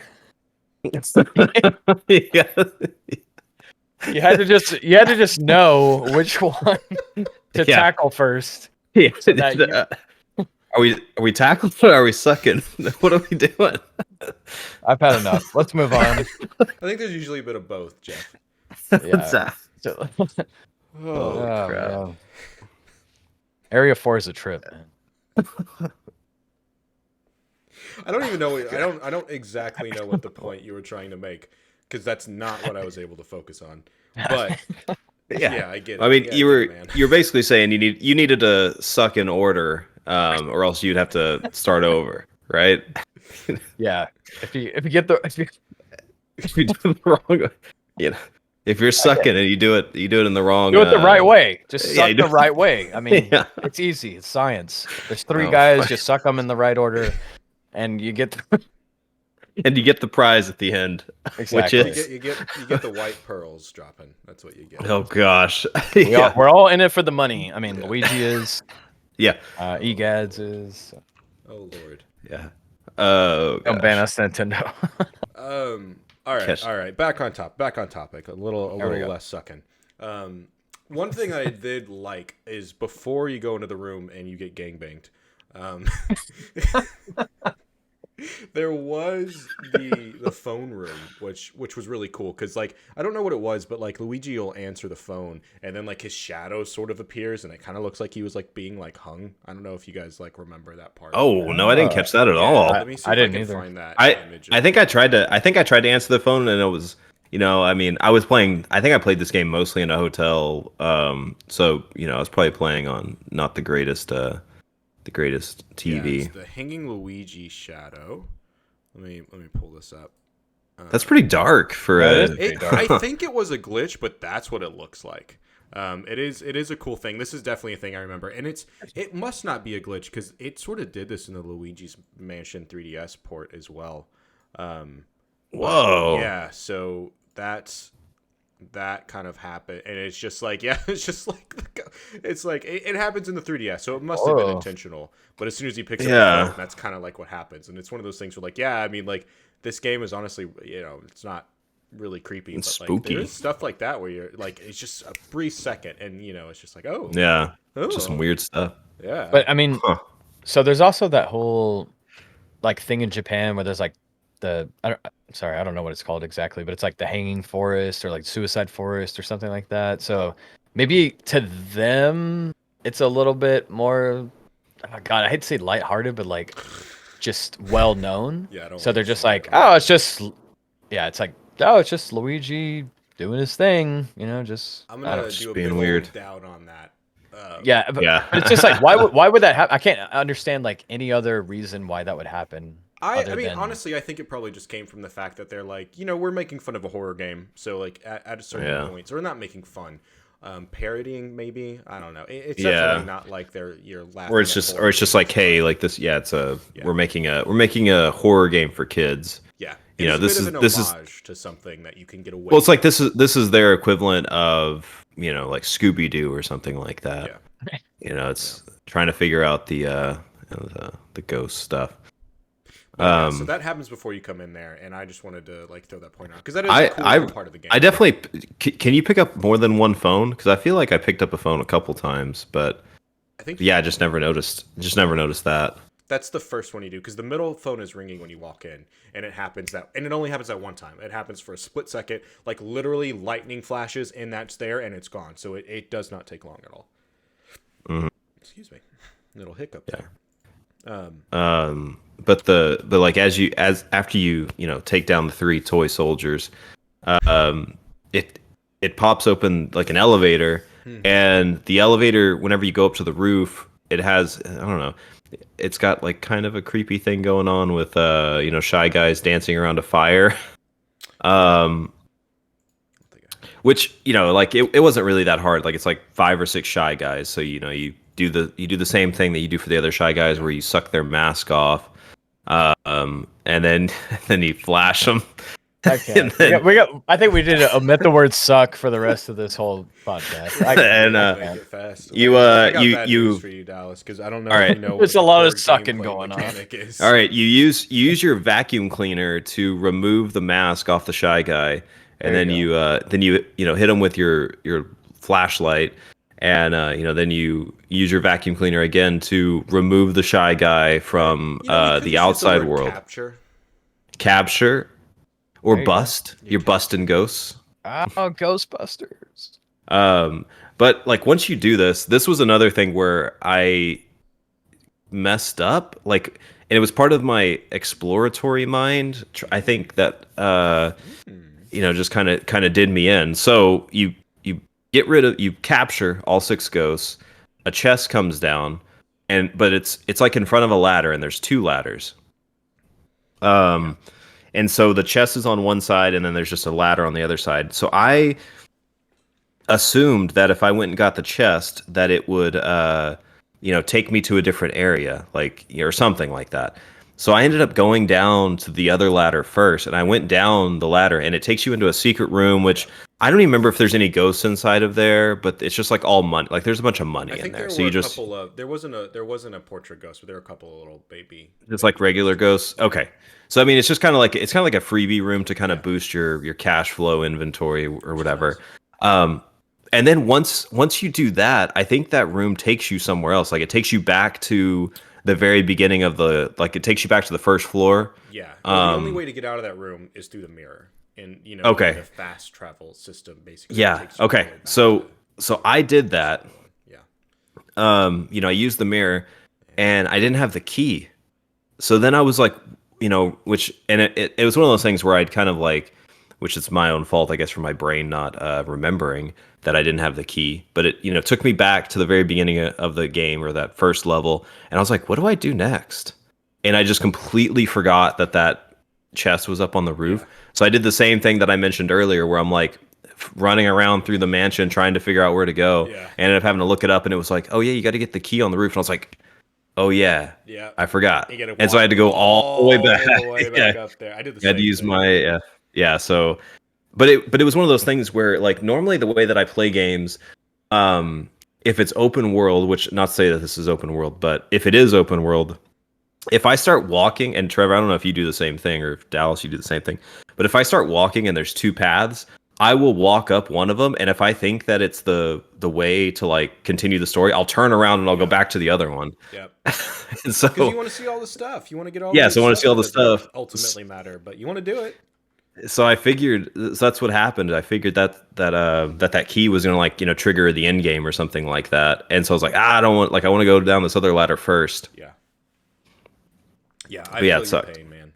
Yeah, it definitely happened, and it's just. That's the part where it's like, at that point you're just so fucking walking over this mansion, because you're just like, oh my god, again I have to go all the way up there, and hashtag 100% mindset ghoulie goo. It's just not fun, but you do it because gosh darn it, it's Luigi, and he'd do it for you. So, all right, I'm gonna throw up a couple other ghosts on the screen. I think we can kind of tackle these sort of together. So these ones did have a bit different approaches. Sue P was actually optional, and so is Jarvis. Both of them are optional. So they both have pretty different mechanics. Sue P was interesting because you kind of like you walk into her room and like the room is flipped upside down, and you have to figure out how to get her showing her heart. Oh, the room was upside down. Mm-hmm. So you're on the ceiling, and she's that was a pretty cool mechanic too. Like that, just like weird stuff like that. You know, it really helps break up. I'm some trying of to the remember if I even did that one. I think that I feel like there was like a couple of scenarios too where like either stuff was on the ceiling or you were on the ceiling or something was on the ceiling. But that is also just like a really cool quirk of Luigi's Mansion. Because I mean, yeah, you mentioned parodies earlier. I mean, when stuff goes on the ceiling in like a horror movie, you're like, this is about to get real. Like this is unnatural. This is strange. Yeah, I feel uncomfortable. So the fact that Luigi's Mansion is doing that, you just see some little Italian dude like, whoop, I'm upside down. Oh shit. And then he's just like doing his little thing up there. Like that's and he's just sucking weird. up there. It's exactly just he's stuck, and I mean he's doing his thing, you know. But the fact that that's happening is just like as a child, I would be like just kind of shook by the whole situation. I'd be like, why am I up here? What's going on? But as an adult, I'm like, that's cute. He's up there, you know. So, gosh, I will say it is dangerous to Google these characters. I'm trying to find an image of her in her room so you can see if you actually did it. So you're trying to Google what is her name? Sue P. Oh, Sue P. So you're looking up Sue P. Luigi suck, and then and let's go ahead and put that on the stream. Yeah. So this is the best image I think I can find. I was trying to find one that got a better one of the whole room. But this is kind of like where she was at. Oh, it's a baby image. It's a baby one. It's a baby one. I'll see if let's I can pixelate that bad boy. Let's see if I can make it big. Enhance. Do not try to wake me. Yeah. So her mechanic do not was try you to had wake spray me her with water. I did do this one. Yeah, I think. Yeah. It was like okay. Is this the one where they? Which was weird. Yep. Exactly. Okay. Yep. Yeah.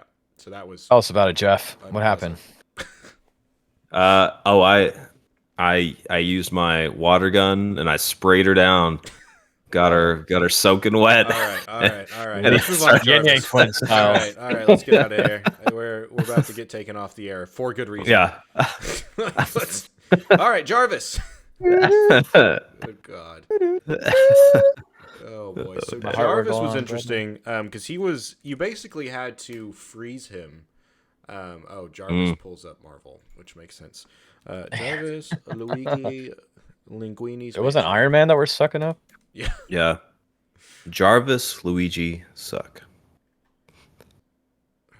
There's not good screenshots of these rooms. What is going on? Suck Robert Downey Jr. Oh, this is YouTube. I can't use that. I'll get sued. All right. Well, he was in a room surrounded by jars, and basically you had to freeze him. What? A room surrounded by Jarvis is very intimidating to me. Hang on, I got it. I'm so prepared. You don't even know how prepared I'm not. All right, hang on. Guys, let him be prepared. Hey, look, we got 4 people in. We got four people watching. Yeah. They're just like, what? Put something in the chat here. Let's see. Yeah. Yeah, so 5. Welcome to the. Welcome to the. Yeah, welcome to the fucking show. What was your favorite thing that you've sucked in the last few months or so? Few months? Yeah, let's put out a poll. Yeah. Yeah. Yeah. 2 months. Besides the 310 men, what have you guys enjoyed sucking the most in Luigi's Mansion? I mean, dude, honestly, I've been sucking at pickleball lately. Oh gosh. Yeah. That's for another topic, though. Yeah, we don't want to get Jeff on his tangents. But yeah, so this is Jarvis. Jarvis is pretty simple. I do think it took me probably like three times to get him. No, actually, I think it took me twice because the first time I didn't really know what to do because he's like, all right, you got to freeze me, and you're like, what does Yeah. that mean? And then you get one of them, Right. And then you know, you're just kind of like thrown off guard. Yep. It wasn't too hard. But there was I do remember I did do this one. Now that I see like the jars like in a row. And did this one do the same thing where the jars would kind of vibrate if he was in there? Well, Or something like I that, think like, they would vibrate before. or would he popped pop? He would pop out. Yeah, Isn't that what he would pop do? up. He would Maybe just they pop vibrated out. before he popped up. I don't remember. I do remember seeing him like jiggle, but he would pop up and you would freeze him from there. Mm-hmm. Yeah. Was he? I think you had to kill him like 4 or 5 times or something like that. Like, Yeah. you had to hit him like multiple I think it times. was Was he 7. one of like the? Was he like one of the tankier ghosts? Because I feel like the other one, it was like 7 times, and then after Yeah, that, I think it you had to was freeze him. normal Yeah. ghosty. It was just a normal ghost. makes sense. Yeah, I liked this one. Yeah. Yeah, if you fail to hit him 7 times, he gets teleported. You get teleported, and you just get to come back and try again. You know, it was a fun little, like, I think that was a decent like, That's just little so fun. switch up because it wasn't hard. I only missed it the first time because I wasn't quite sure I didn't know the rules, and then when I knew the rules, you know, I aced it. Then you're crushing it. Crushing it. Oh, yeah. Oh man. All right, so now we are down And so to what was the next? final 2 before Big Boss. So we had For the big boss. Oh, I liked the painter, man. The yes. painter, I liked him a lot. He was fun. the painter. I think was the last one because you had to Yeah. go downstairs again. If I Yeah, remember I didn't like that part. Oh my god. His name was Vincent Van Gogh. Yeah. That's so cool. Yeah, that was the ghost one. Love that. Yeah, real quick, I didn't really like Sir Weston before we get on to the Vincent Van Gogh. Tell us about it, Trevor. I hate whenever video games introduce ice in general or like really changing the mechanics. It's very rarely done well. Like water levels suck, ice levels suck.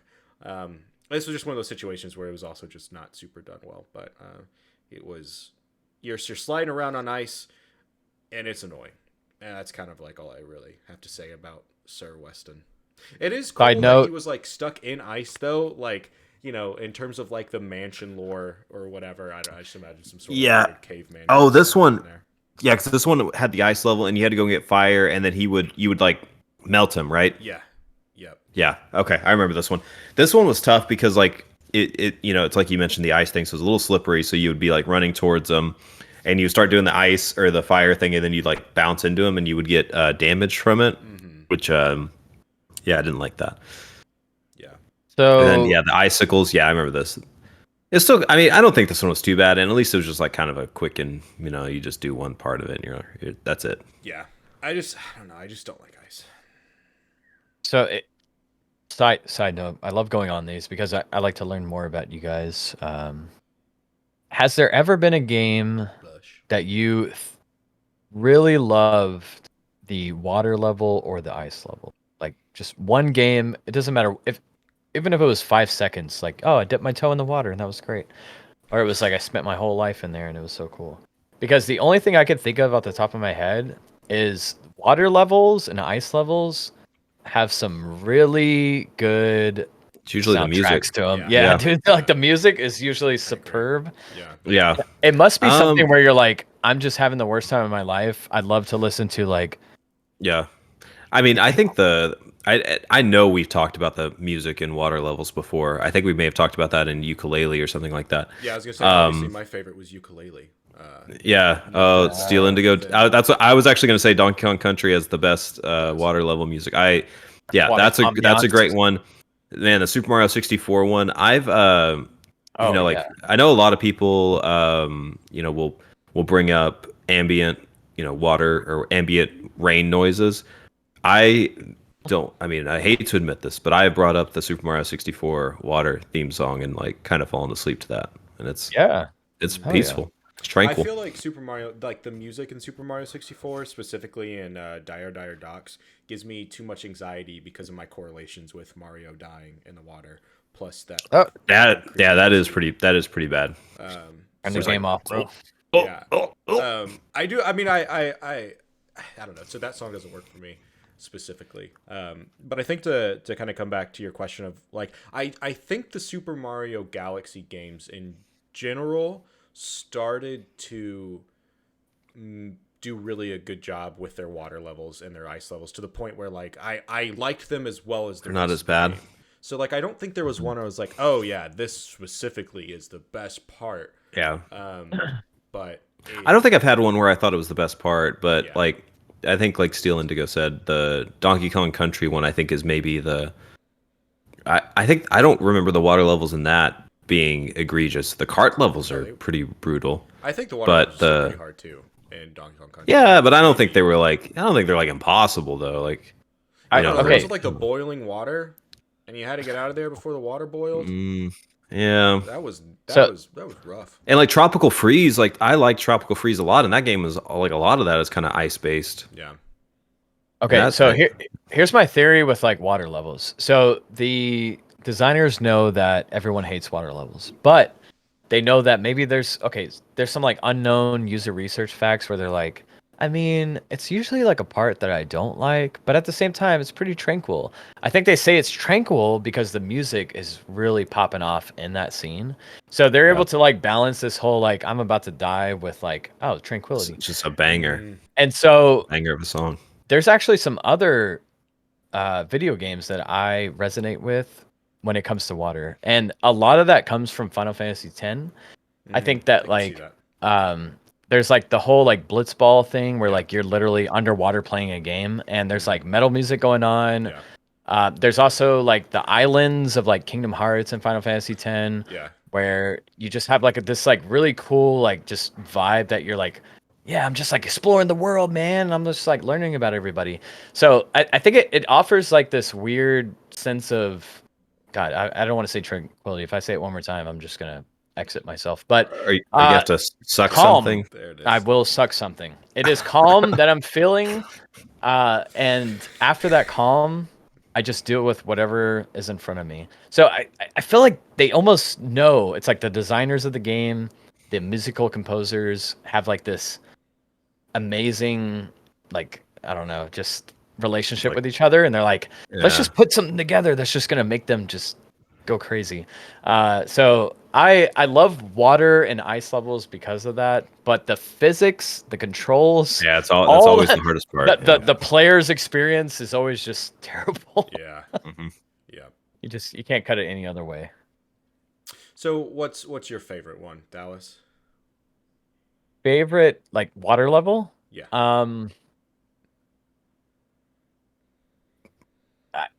I mean, honestly, I go back to Final Fantasy X, where it's just I feel like I'm in a water level, but I'm not really. But it's like Blitzball. That was always like a nostalgic thing for me growing up, even though it came out in like 2006. I was probably like 14 or whatever. But you know, you're just like, it's like you're playing this game underwater. It feels like soccer.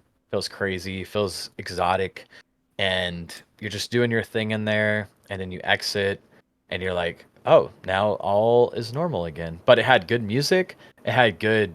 Like I felt like my character was moving around smoothly, and so it gave me like a sense of safety, combined with like just a bunch of good vibes from the music. So yeah, that one's got to top it off for me. Yeah, I was trying to look it up and see like what levels people like the most, and it's like most of these are for games that I've never played. You know, It's like Shadow of the Colossus apparently has a great water level. And I'm like, Dire Docks is number 2, and then Donkey Kong Country is number 1 for water levels. Yeah, Jeff, these are all like top tier games that you're listing off. I know. I've played Super Mario 64, but it was like Sonic Frontiers or something, or Sonic. It was some Sonic game, like Sonic 3 or Xbox something. 360. It was it was just a bunch of, and like one of the Mega Man games was on there as having a good water level. But, so I don't think this counts as a water level, but I do want to mention it out. Obviously, like the first BioShock really relies on. Oh, that's a water game. It is a water game. And Yeah, it is very yeah. good. And it would That's be so- very that's a good different call, without that setting and without that surrealness and without, because like water does play a part, not super often, but like there are times It puts you in the mood for like where the game's going. Yeah. So Yeah. I guess that's an area where I do enjoy the water aspect of the game. Gosh, what a good game, boy. I was gonna say like How long is that game? Like, I'd almost be willing to like play the remastered version of that game. Forget Luigi's Mansion or whatever the hell we were talking about. Let's All talk right, about let's go to Bioshock. Well, for yeah, we're talking about horror. Bioshock. Yeah. I was, because we were talking about doing Spyro Reignited trilogy, or at least the first game. Yeah. For the next game, so maybe we could do that. Maybe we could do the first game of Spyro, do Bioshock. Just like kind of go from the E to M. Yeah. Yeah. We'll have plans soon on what we're doing next. For sure. Because I also kind of like the idea of Crash Bandicoot, and I actually loathe Crash Bandicoot. I think it's time for me to like get over that. I started playing the fourth one. I mean, and we're on such a divergent. After this, we'll get back to it. But I started the real quick, Jeff. I don't know if you saw. Subnautica. Yeah, is a good like Subnautica is also one of those games where like I'm sure it's great, but that game gives me such anxiety to where like I've never played it. Dark and scary. I was like, I'm out. No, thank you. Pass. All right. So Subnautica for me was one of the first, probably like 10 games that I played on VR. Oh, and that's a rough one. Yeah, and also like I'm scared of heights, but I'm also scared of like depths, open waters, which just basically makes me be like a suburb for the rest of my life. Like I'm just gonna live in suburbia. But anyway, so I played it and I loved it. However, I played it for too long. I must have been playing Subnautica for like 5 to 6 hours straight, and I started. I literally in I VR? took. Yeah, in VR. And I took off my headset to like go get a drink because I was chilling. I was good. But I took off my headset and literally the entire like foam that was on my headset was just soaking wet because I guess my brain was like, bro, you've been in like a different reality this whole time. I've been sweating and we need to do something about this. So that's one of my like fondest memories about Subnautica. But it's such a good game though. Like I love it. Yeah. Yeah, that is a very good water game. Scared of water, bro. That's a great thing to bring up. But yeah, it's too scary for me. So I could get over it, but I could probably play it. Require a lot. All right, Jeff. Yeah. All right, Mr. Cool Guy. I could probably do it. All right. No, but I would give it another shot. But sometimes you only need so much fear in your life. Right. Yeah. All right, and so let's get on to Vincent Van Gogh, right? Is that what it was, Van Gogh? Oh yeah, Mr. Painter Man. Yeah, he was a good one. I liked him. All of the I'm gonna Google Vincent Van Gogh. Probably gonna get some. Oh, Dallas. Oh, Dallas. Dallas. What in the? Gosh, once again, the most prepared show in the world. Oh my gosh. I'm assuming he'll be right back. I assume he broke his camera. Yeah. He overheated it, and now I'm all cut in half. Yeah, you are cut in half. Hey, you're like a DS. Congratulations. Yeah, like a DS. I'm assuming he'll be right back. Let's cut to technical difficulties. Whoop. Oh.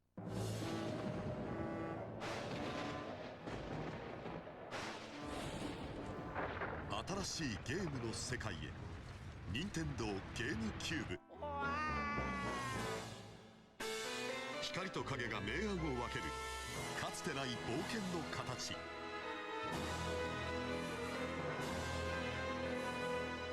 任天堂ゲームキューブルイージマンション Gamecube 新しいゲームの世界へ任天堂ゲームキューブ And we're back. Everything is all okay. Dallas gosh. just had to fend off some assassins. He Do successfully. you have to suck off a ghost or something? There's so many ghosts in here. Get them off. Oh gosh. Yeah. Only the great content here. So Vincent Van Gogh. You basically had to go through like a little round of little fights with the main ghost, with the baby little ghosts. Yeah, so this was kind of like what other game was like this? I thought there was one that we played together. Oh, Fable. It was like the freaking arena. Yeah, yeah. Well, I say it was like that. It wasn't quite. It was, but it was kind of the same. It was a similar, not the same. It was a similar idea where you're fighting, like, you're basically fighting the progression of enemies. You're fighting the regular ghosts, and you're fighting like the ice ghosts, and you're fighting, the ones that flip down and try to scare you and all that. Yeah, I wasn't as angry at this as I was during Fable. No, I was not as angry, but it was just one of those things that, like, just, you mentioning that was like, oh yeah, it was like this other game I played, this Like other crappy game. Like... Yeah. Yeah, it was rough, for sure. I think whenever you got to the end of it, I don't remember if, I think Vincent Van Gogh put up a decent fight too. I think the only ghost who really didn't fight you was Madame Clairvoyance or whatever. Yeah, she doesn't fight you, but she doesn't like you still have to drain her life points whenever you're trying to capture her. Yeah, which I imagine that's fair. It's probably not a good feeling to be captured upon. I think I feel like that it was like a moment of regret. Yeah, it's like, I know you were here for me in the beginning. I delivered my brother's remains to you. And now, will you please go lightly? And she was like, yes, I will. And then it's just you just standing there for like 3 minutes being like, I'm sorry, I'm sucking you. And then you turn on the power vac and the room's really loud. It's like, yeah, she's like, I should have chosen another profession. Yeah. We've all been there, bro. Hey, look, kids, if you're going to college, don't be a sucker. Don't be a sucker. Don't be a buster. And don't be a tarot card reader. Oh God. If you're not going to college, do whatever you want. Don't worry. Okay. All right. Don't sue us. Don't take life advice from Dallas, and don't sue us if you do. I don't know who I am. Oh, okay. So Vincent Van Gogh, I think he was a good one to end off with. He was the last of the portrait ghosts. And then at this point, you go all the way to the basement again. Yep. Because that's what this game likes to do. It likes to take you up and down, up and down, up and down. And then you finally get to the big boy of the game, which is King Boo, who has reanimated basically Bowser's corpse, as I'm pretty sure what it was. Because, like, you go down there, and so you go down in the basement, and then you go through the door that, was finally locked, and you got the key from Vincent Van Gogh, and then you see Mario in his painting, and, he's like, help me, blah, blah, blah, blah. And then, Boo's like, all right, I'm going to capture you. And so he throws you into the painting, and then you fight King Boo. And honestly, I thought this was a pretty okay fight. It probably took me 3 tries. The worst thing about it is when you died, it was not like you're back in the fight. You're back. You have to watch the whole cutscene again. Yeah, well, I think you started back upstairs. You start right? Yeah, and you have to because you have to walk back into the room. Maybe you start upstairs and you have to go back into the basement. This we mentioned you have a few. To go get the key again. You start in the foyer and then you have to go get the key. And then you go downstairs. So you literally start at the beginning, you have to go back up, and then you have to go all the way back down. It's just like, Jesus. Okay, so I did the fight twice, the regular way. Okay. And then using my 4K Gamecube's capabilities, right before I started the fight, like after I'd already seen the cutscene, don't say it. I used a state of saving. Oh boy! Nice, bro. Hey, that sounds advanced as fuck. How cheap of you! And so not a real gamer. And so there was one. I think I died like maybe twice after that. Like so, I died once, and then maybe the second time, and then the start of the third one. Either way, I did end up using the save state once. I mean, the state of saving once. Yeah. And I was just like, because I don't want to watch that again. And even with the fast forward button, I was like, dude, no. Yeah, I understand. Oh gosh. We're gonna have to start one of these games. We're gonna have to put you on original hardware, and so you're just gonna have to get the real experience. So like I'm playing Luigi's Mansion 3, and there's been times where I'm like, walking to the next room, and I'm like, push the button to fast forward, and I'm like, oh yeah, I can't do that. Welcome to real life. I know. I'm like, come on, guys, just let me skip. Yeah. Overall, this boss fight was a little tricky. But it wasn't. It wasn't bad once you figured it out. But I figured it out in terms of so Bowser is like throwing is it spiked balls that are, or is it spiked balls that are bombs? Big old spiked balls. Okay, And so they're they would spiked explode. balls, but They then were both. and they would explode if Yeah. you were near them. And so, I was like, okay, I bet I have to somehow capture one of these balls and send it back to him. But I had a lot of issue capturing Bowser's balls. Alice is just not So- paying attention, and you're just lining them up. I'm like, dude, I can't even You're look lining at them you up right now, Well, Jeff. so one of the things I do think is weird, though, I mean, they don't look interactable. They look like Yeah. you need to avoid Well, them and at all costs. and whenever You they need to see explode, these like balls. I'm gonna Google Bowser's. No, I'm not. yeah, just do Bowser's it. spiky balls. Put it up on the put it up on the stream. But while you're doing that, yeah. So that was like the thing. I was like, dude, there's got to be a way that I'm like, I gotta somehow send this to him and hit him with it.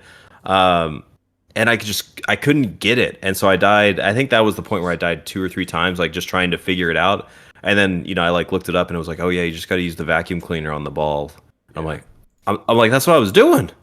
And I guess it was like a thing where I wasn't close enough or something like that. Yeah, it was. And then yeah, you got to get real close. and then of course once you do actually capture one and you send it back to him, you can only do it like when he's breathing fire or whenever he's like he has like an inhale attack or something like that where he tries to eat you. He tries to take a big old bite out of you. Yeah, you gotta throw his balls back at him in a very particular spot. Gotta slap him in the face with them. Yeah, and then when you do that, you get rewarded with his head coming off. I know, which that was kind of weird because at the very beginning of the cutscene, does it show that King Boo actually took over Bowser? Like reanimated this Bowser? Because I think the way that it starts, it makes it seem like Bowser is just back, like Bowser, like you're fighting Bowser. I feel like it does, but I don't quite remember. I feel like you see like King Boo like float into him or something like that, but I don't. Okay. Remember. But like it kind of took me by surprise whenever I shot the ball back at him and like his head just straight up comes off. I was like, oh. Yeah. You're like, what's going on at this point? Yeah, and then like and then the Boo comes out. Yeah, it's just such a weird thing. Like, we're talking about we talked about the Luigi, getting hanged or whatever in the shadow. Like this is also like pretty weird and dark where like the head is just straight up coming off. And it was, and then the Boo comes out, and I can't remember exactly what you had to do to get it to like show its heart or something like that. To get it to show its heart. You could just Did start you just sucking. flash it? You just start sucking. Yeah, I think once start- you Hey, would bro. out. When in doubt, suck. Yeah. There's one I think thing we can all learned take from Luigi's a Mansion. page from that. Yeah. Take a page out of Luigi's suck book. Yeah. Yeah. We're children. It was just kind of a weird It was just a an weird interesting- experience. So this was also the first time you saw Bowser in the GameCube era, right? Like Yeah. That's what I was thinking too. I was like, this is Bowser's design. Like it was this pretty much. And so you see Bowser and his head's popping off, it's flying all over the place, and it's it's really interesting because like the last time you saw Bowser, he was his chunky N64 boy self. Right? Oh And then, no! like, here's Smooth One, and Oh no, Smooth Bowser. yeah, Yeah.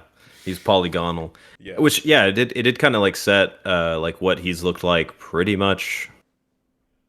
I mean he had kind of the same design on the N64 and like the Super Nintendo, but this is definitely like the kind of the classic design at this point. Like this game came out in 2001 and they really haven't changed this design in 22 years from this.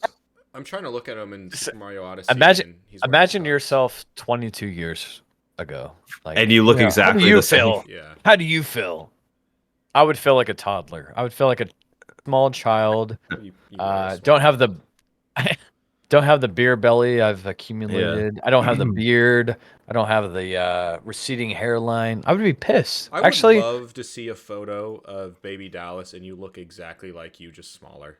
yeah, just like You actually do just have all like of a those things. it's like a huge beard, and I'm just like 1 foot tall. Like, what's baby Dallas doing? Oh, It's just little beard baby. Yeah. Oh man. Beards and beers. Yeah, the guess the fight though. Like there wasn't anything else with it, right? Like once you just capture the boo, like that's it. And the boo had like 300 points or 500 points. It had quite a bit. Jeff, don't ask me that. I'll find it. Let's go look that up real quick. Yeah, it wasn't too bad. Bowser and King Boo. I think he had 300. 300. As soon as I Okay. said that, it's gonna not be that. Yeah. HP was 500. Yep. 500. Okay. So I rolled. I knew it took a lot of sucking to get him Yeah. to get that one It sucked was up. not a quick suck for sure. Yeah. A little sore after. This is a good picture of him. I'm gonna in just. All right, let's see it, bro. Just a second. 3, 2, 1. Yeah, Super suck. that's a good picture of the. Mm-hmm. Up there he the is. fight. I see him. He's about to appear. He's about to. Oh! Oh god. Oh god. I was too busy googling. I was too busily googling. Yeah, I saw the chat super suck. Just missed it. Super suck. Yeah. In Gao. Oh boy. Yeah. But yeah, so that covers it. So that ends the Luigi's Mansion journey. That's it. Luigi's And definitely a we didn't even talk. changed boy. Oh, what did we miss? Yeah. Well, we didn't. I don't know if we're gonna mention it now. Like, what grade did you guys get on this game? Ooh, I got a decent. I probably got the best grade I've ever gotten playing, but I have to remember what they were. Good point. I'm glad you brought that up because I forgot about the grade. It's just A through, I assume, F. I remember what my mansion looked like, so I'm trying to see if I can find like the pictures of them. Okay. Yeah. I got an F on this game. Like, and I didn't. Yeah. And I caught like I think I got 45 out of the 50 goes, and then Something about that, man. I thought I got all the money that I could get. I know I didn't get that like gem thing that you were talking about whenever you water the plant. But yeah, like I got like at the very end of the game, like it shows like this little house on top of the hill because it's like the mansion disappeared, blah blah blah, and then I don't know if it mentions that Luigi just like puts his house on top of this hill or if he he's rewarded, he builds a new one With all of his yeah, money just that have he like that he illegally that's I don't know if that's something that we mentioned either. Like Luigi's just straight up stealing in this. Rich in just this get game. richer, bro. Okay, so Yeah. Is he stealing? He's using his- This is a house that he's using didn't his- exist before then, and if a house that yeah, I doesn't don't know. exist appears and has a bunch of money in it, like Yeah, I don't know. it's Hey, free you real know what? estate. I haven't seen my neighbor's house on Zillow yet. If that doesn't exist and I go and buy their house or get it for free, I'll All I'm cop. saying. I'm just but yeah, I got the F, and I think I got like a little 1 or 2 bedroom bungalow. It's a I got rank 3-story A, townhouse. And it goes to rank S, and I definitely did not get rank S. I got rank A, which like Oh, you got is the an highest I A. ever got. Yeah, I And think I it's got because like I C. just happened to find that like big ol' diamond boy. So Let's go. all them copper pipes. I will say F is for fantastic. So hey, Yeah, I mean I felt like a fantastic boy after I got it. The house looks even shittier on the 3DS version of the F house. Does it? The F house? Yeah. The F house? The F shack? The F house. Yeah. F house built on a mountain of suck. Yeah. Me and Jeff. Yeah, like- put up the F house here. After this Yeah, but podcast. whenever it popped that up, and it like showed the house, like I was like, that's kind of that. I don't think that's what it looked like That's on F the. That's what it looked like on the 3DS. Is that what it looked like on the GameCube? No, on the GameCube it looks a little plainer. I'll pull up the GameCube. Oh wait, this is rank G. What's rank F? That's rank G. Yeah, I was gonna say the house. You didn't get the worst one. That's the G worst unit.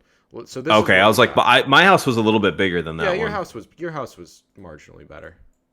Yeah, let's see my F house. All right. hang on. Sorry, super prepared all the time, always. All right, F house. Whoop. Yeah, As I cover chat. that's There's what I had. That's what you call home. Yep.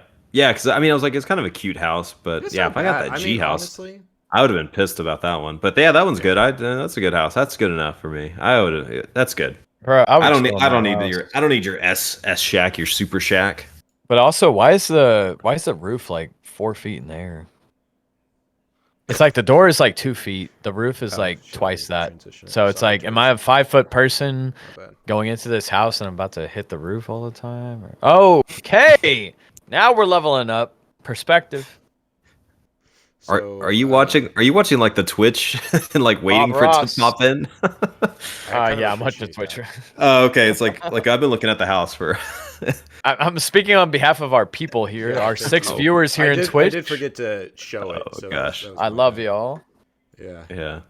Alright, so this is the one I got, just to make y'all feel like shit. There we go. All right. Give Dallas 3 to 5 business days before he responds. show- Whoa! Hold on. I put my Amazon ticket in here. Let me redeem my credits. Good God! How are you living like that, Trevor? Oh boy, it's that diamond. It's you gotta water your plants, man. They give Oh back. my gosh. They give back. Jesus. Oh, God. Jesus. All right, that's actually pretty. Worth That's it. pretty crazy. It's worth it. Yeah, so that was the highest I got. It was definitely worth it. I think it was a good time. Steel Indigo, have you played this game? What rank did you get? Or Googly Goo? Sucked Or up Googly most Goo? of Have this. you? That's what I got to deserve it. Because the better you suck, the Listen. more money you get, and that is true.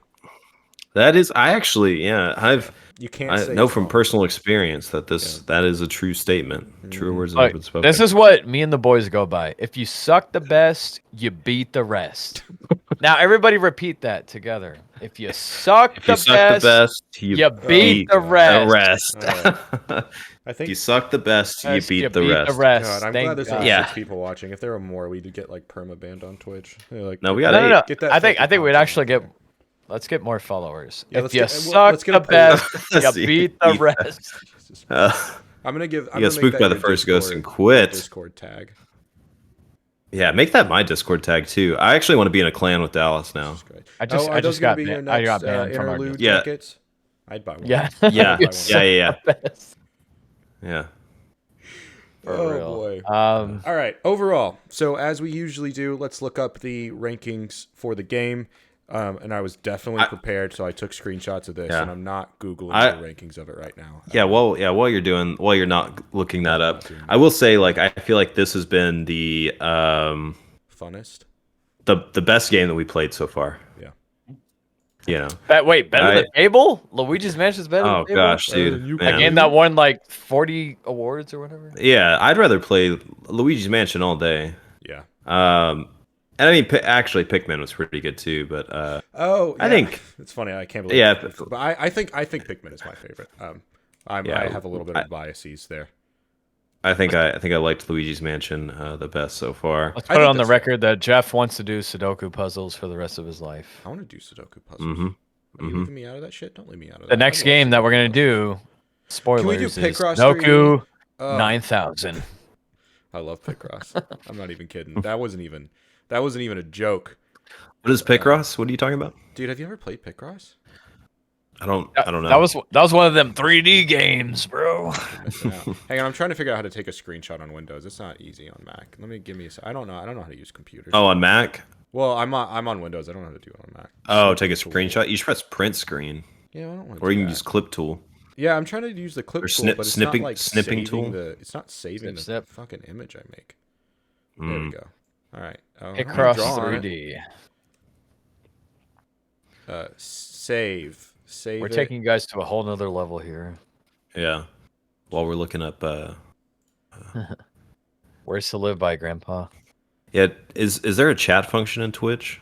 Or not chat? A poll function. Yeah, we got the boomer here in our chat. Yeah, I got the 78. That's pretty good. That's pretty So dang it got good. a 78, which honestly I think is a bit low. Would give that a 78. I think it I deserves. think I think it's a solid. I think I'd do B a plus 81. here. Like I think it's an 85er. Its main thing is that its main thing is that my dad got mad at me because I beat it too early. That's the whole reason Yeah. why it loses any points. But no, I honestly like I think 78 is a bit too low.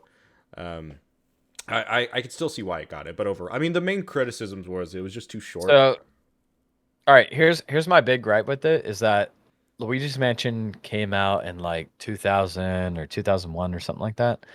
The games that came out around that time are Super Smash Bros. Melee, Grand Theft Auto 3, Final Fantasy X, which I've already Melee obviously did- everyone Melee knows. did not Everyone knows Sorry. if Final Fantasy X was a ghost, I'd be sucking it right now. Yeah. Well, you practically Final already Fantasy have X. through this conversation. Anyway. Exactly.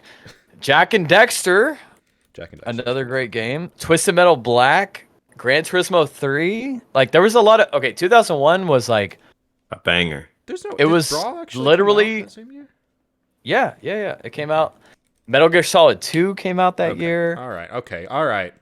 Okay. But for what it is, I What? still think it's Okay, exactly. That's the thing is like if you were Oh, man. into Nintendo at that time, then you could just erase mostly all of these games, and you were basically playing Super Smash Brothers. You were playing Metal Gear Solid. Yeah. If you're Was a that the Nintendo Twin kid, Snakes? You're a Nintendo kid. Yeah, I mean you were playing the game, and it was good. Like Luigi's Mansion, awesome game. Yeah. And was it which Metal Gear Solid was it? Was it Snake Eater? It was Sons of Liberty. I guess that was on Sons of PS2 Liberty. then. I didn't play Okay. Metal Gear Solid when it came out, but if I did, it would definitely beat. Like it would Also- definitely beat that. Dude, what the Metal Gear fuck? Solid's Okay, I just looked this up because I was like, okay, 2001 was really good. Animal Crossing, the original, came out in 2001. That's a good one. That's a very different kind of game, though. I will say, like, I don't know if GameCube Animal Crossing would beat out Luigi's Mansion. Like, and I say that as a Yeah. person who's put in a lot of Yeah. hours in GameCube Animal Crossing, but Because probably no one understood Animal Crossing at the time. They were just like, I did. this I loved it. is. But like, I still think that it's. I'm looking at it through rose-colored glasses because I know Animal Crossing and what it is today, right? And Animal Crossing today, even though I played it back then, like there's just so much. And back then in GameCube, there was literally running around picking weeds and fishing. That was it, and I loved it. But I think Luigi's Mansion is more of a game than the first Animal Crossing is. And I love Animal Crossing, but anyway. Okay, I've never been someone that's looked up the lore of like every game that's came out, but I will tell you guys right now, 2001, I'm just gonna chalk up as the best year of gaming because look, we got came out Pikmin, 2001, the original. yeah. We got Halo, the original. We got Devil May Cry, the original. We got Golden Sun, the original. 2. Sonic Adventure 2. It's a shitty We got game. Final Fantasy Sonic Chronicles. Adventure 2, the original. Yeah, Yeah. that is true. That is Adventure 2, that is the a good original. point. Conker's Bad Fur Day as well. Yeah. Tacos Bad Fur Day. We got Mario Kart Super Circuit Right. on the Game Boy Advance. We got Legend of Zelda Ocarina of Ages. We got Crash Cool. Bandicoot, The Wrath of Cortex, I think it was called. We already talked about Jack and Dexter, all these other ones. Basically, Okay, I think you've made all your those point. games. 2001 was a Yeah. pretty So good year. yeah, so 2001 was a good year. was probably, I would say, is even better than now, even though I love Baldur's Gate 3. Well, you got cannot say- Starfield coming out next month. You had Tears of the Kingdom. I don't know. We had a We pretty had good Diablo year. 4. Yeah. Yeah, I know. We had a lot of good games coming out. But, gosh, if you just... Oh, Onimusha, that was their debut, was 2001. I didn't- Okay, anyway, All right. let's just move on. Let's wrap up Luigi's Mansion. What was your favorite and least favorite moment? I think my favorite is like we mentioned earlier, the moon thing. I liked that a lot. I thought that was kind of a whimsical, fun thing. My least favorite part, I don't know if I had like a least favorite thing like that just crushed my soul. I don't know. Dallas, do you have a favorite part? And I'll try to think of something I didn't like. Well, we Oh, the know camera. Dallas's The favorite camera. part. Dallas's favorite part was the Three Musketeers. The sucking? Yeah. Oh. Where are they at? Where are the Three Musketeers at? Give us 3 of them. Here, I put them, think put them my- in front of my hands. That's what I'll say. I'll say my least favorite part was the vacuum controls. So I mean that's like a whole game mechanic rather than the than just like a single part. Jeff's like, I hated 50% of the game, but the other 50% I guess was all right. Well, the only way that I was able to actually get through the dealing with the camera was by using my 4K GameCube to like flip the controls around. Yeah, Oh, I could see yeah. that being a hard. The rich just get richer. So what I would say is best part of Luigi's Mansion. Okay, Mario we have to do that. We have to compare Mario to Luigi. Mario Superstar. Do we? Yeah, we have to, We bro. have Because to. like Oh, okay. Luigi is just. I mean, who is he in 2001? He's the guy that was in the Super Nintendo game of what was that game called? Like Looking for Mario or something. Mario is missing. Mario's missing. He was the guy in Mario 2, which was like some sub character that just felt like Mario but sloppier. Like he was not a good character. And then in the GameCube, he got his own debut album game. He became himself. So what I love about Luigi is that he is down, bro. He is down for his brother. He's like, I'm here for one reason. I don't care about this is a 5,000 square foot mansion. I'm here to find my brother, and that's it. So he's a down homie. He's a down Italian. He's there to like do his stuff. He's a scaredy cat. That's okay. We're all scared of something. What I don't like about it is that the controls are whack on GameCube. There's a lot of like repetitive weirdness where you're just like, I'm doing kind of the same shit over and over. Excuse my French again. But I mean, there's a lot to love about Luigi's Mansion. Yep. I guess that's the end of the question. There it is. There's a lot to love, and the controls are crazy. Yep. The controls. Leave it at crazy. Oh gosh. Okay. All right. Yeah. Have we I don't sucked know. enough, or I think you got a little bit more to go. Yeah. I honestly, my least favorite part was just like the backtracking in areas 3 and 4. That was it. Oh yeah, If I yeah. would have got that key, it would have been great. Yeah. But like otherwise, I really do like the surreal parts. I really think there were some good parts in areas 3 and 4, but like the moon room is great, super surreal. I also like the way some of the actual bosses sort of like took you out of their element and put you in some weird spots. Yeah, yeah, they put yeah. But I like that too. I like that the big bosses were kind of in their own areas and things like that, like the baby. Yeah. And the upside down stuff. the second boss that was like the shadow boss. I actually did like that one. I didn't have as much problem. I know I liked it too. Yeah, the Bogmire. I think maybe Dallas said he had issues with it. But I liked that one. Well, it was probably the boss you sucked the least. So yeah. Yeah, I mean, if you're living on Blue Bald, I mean, who's gonna have a good time? So the thing is, like, Oh god. there were on these bosses, like everybody had their own criteria to get through, or like their own puzzle to solve, and so I feel like that was a really good part of Luigi's Mansion. It's that every room you went into, there was like a slight puzzle to solve. So going back to like was it Picross? There's always like a new canvas that you had. So any room you entered, it was like a new canvas. You just had to solve that puzzle. You did your thing, and you went off. So You got off. Got him off. Yeah. Yeah. Take it away, I Trevor. agree. It was really well done. I mean, there's effort that goes into it for sure. So, I think in a couple of games we'll start making a tier list of the games that we've played, and that'll be fun to do. Get an S tier going. Yeah. All right. So I think that ends us for our Luigi's Mansion discussion. I don't even know if it's Luigi's Mansion discussion anymore. Hey, we got off the rails, but I had a good time. We got off. We got off something. Haven't quite decided what our next game is. You can tune into our Discord to find that out. We'll post it. Or you can also just subscribe to YouTube or Twitch, and you can get updates there. So you get about the same quality effort you get for the show as you get with that. Yeah. So maybe it'll get better. And for one day. for the next game, I'm planning on going back and streaming.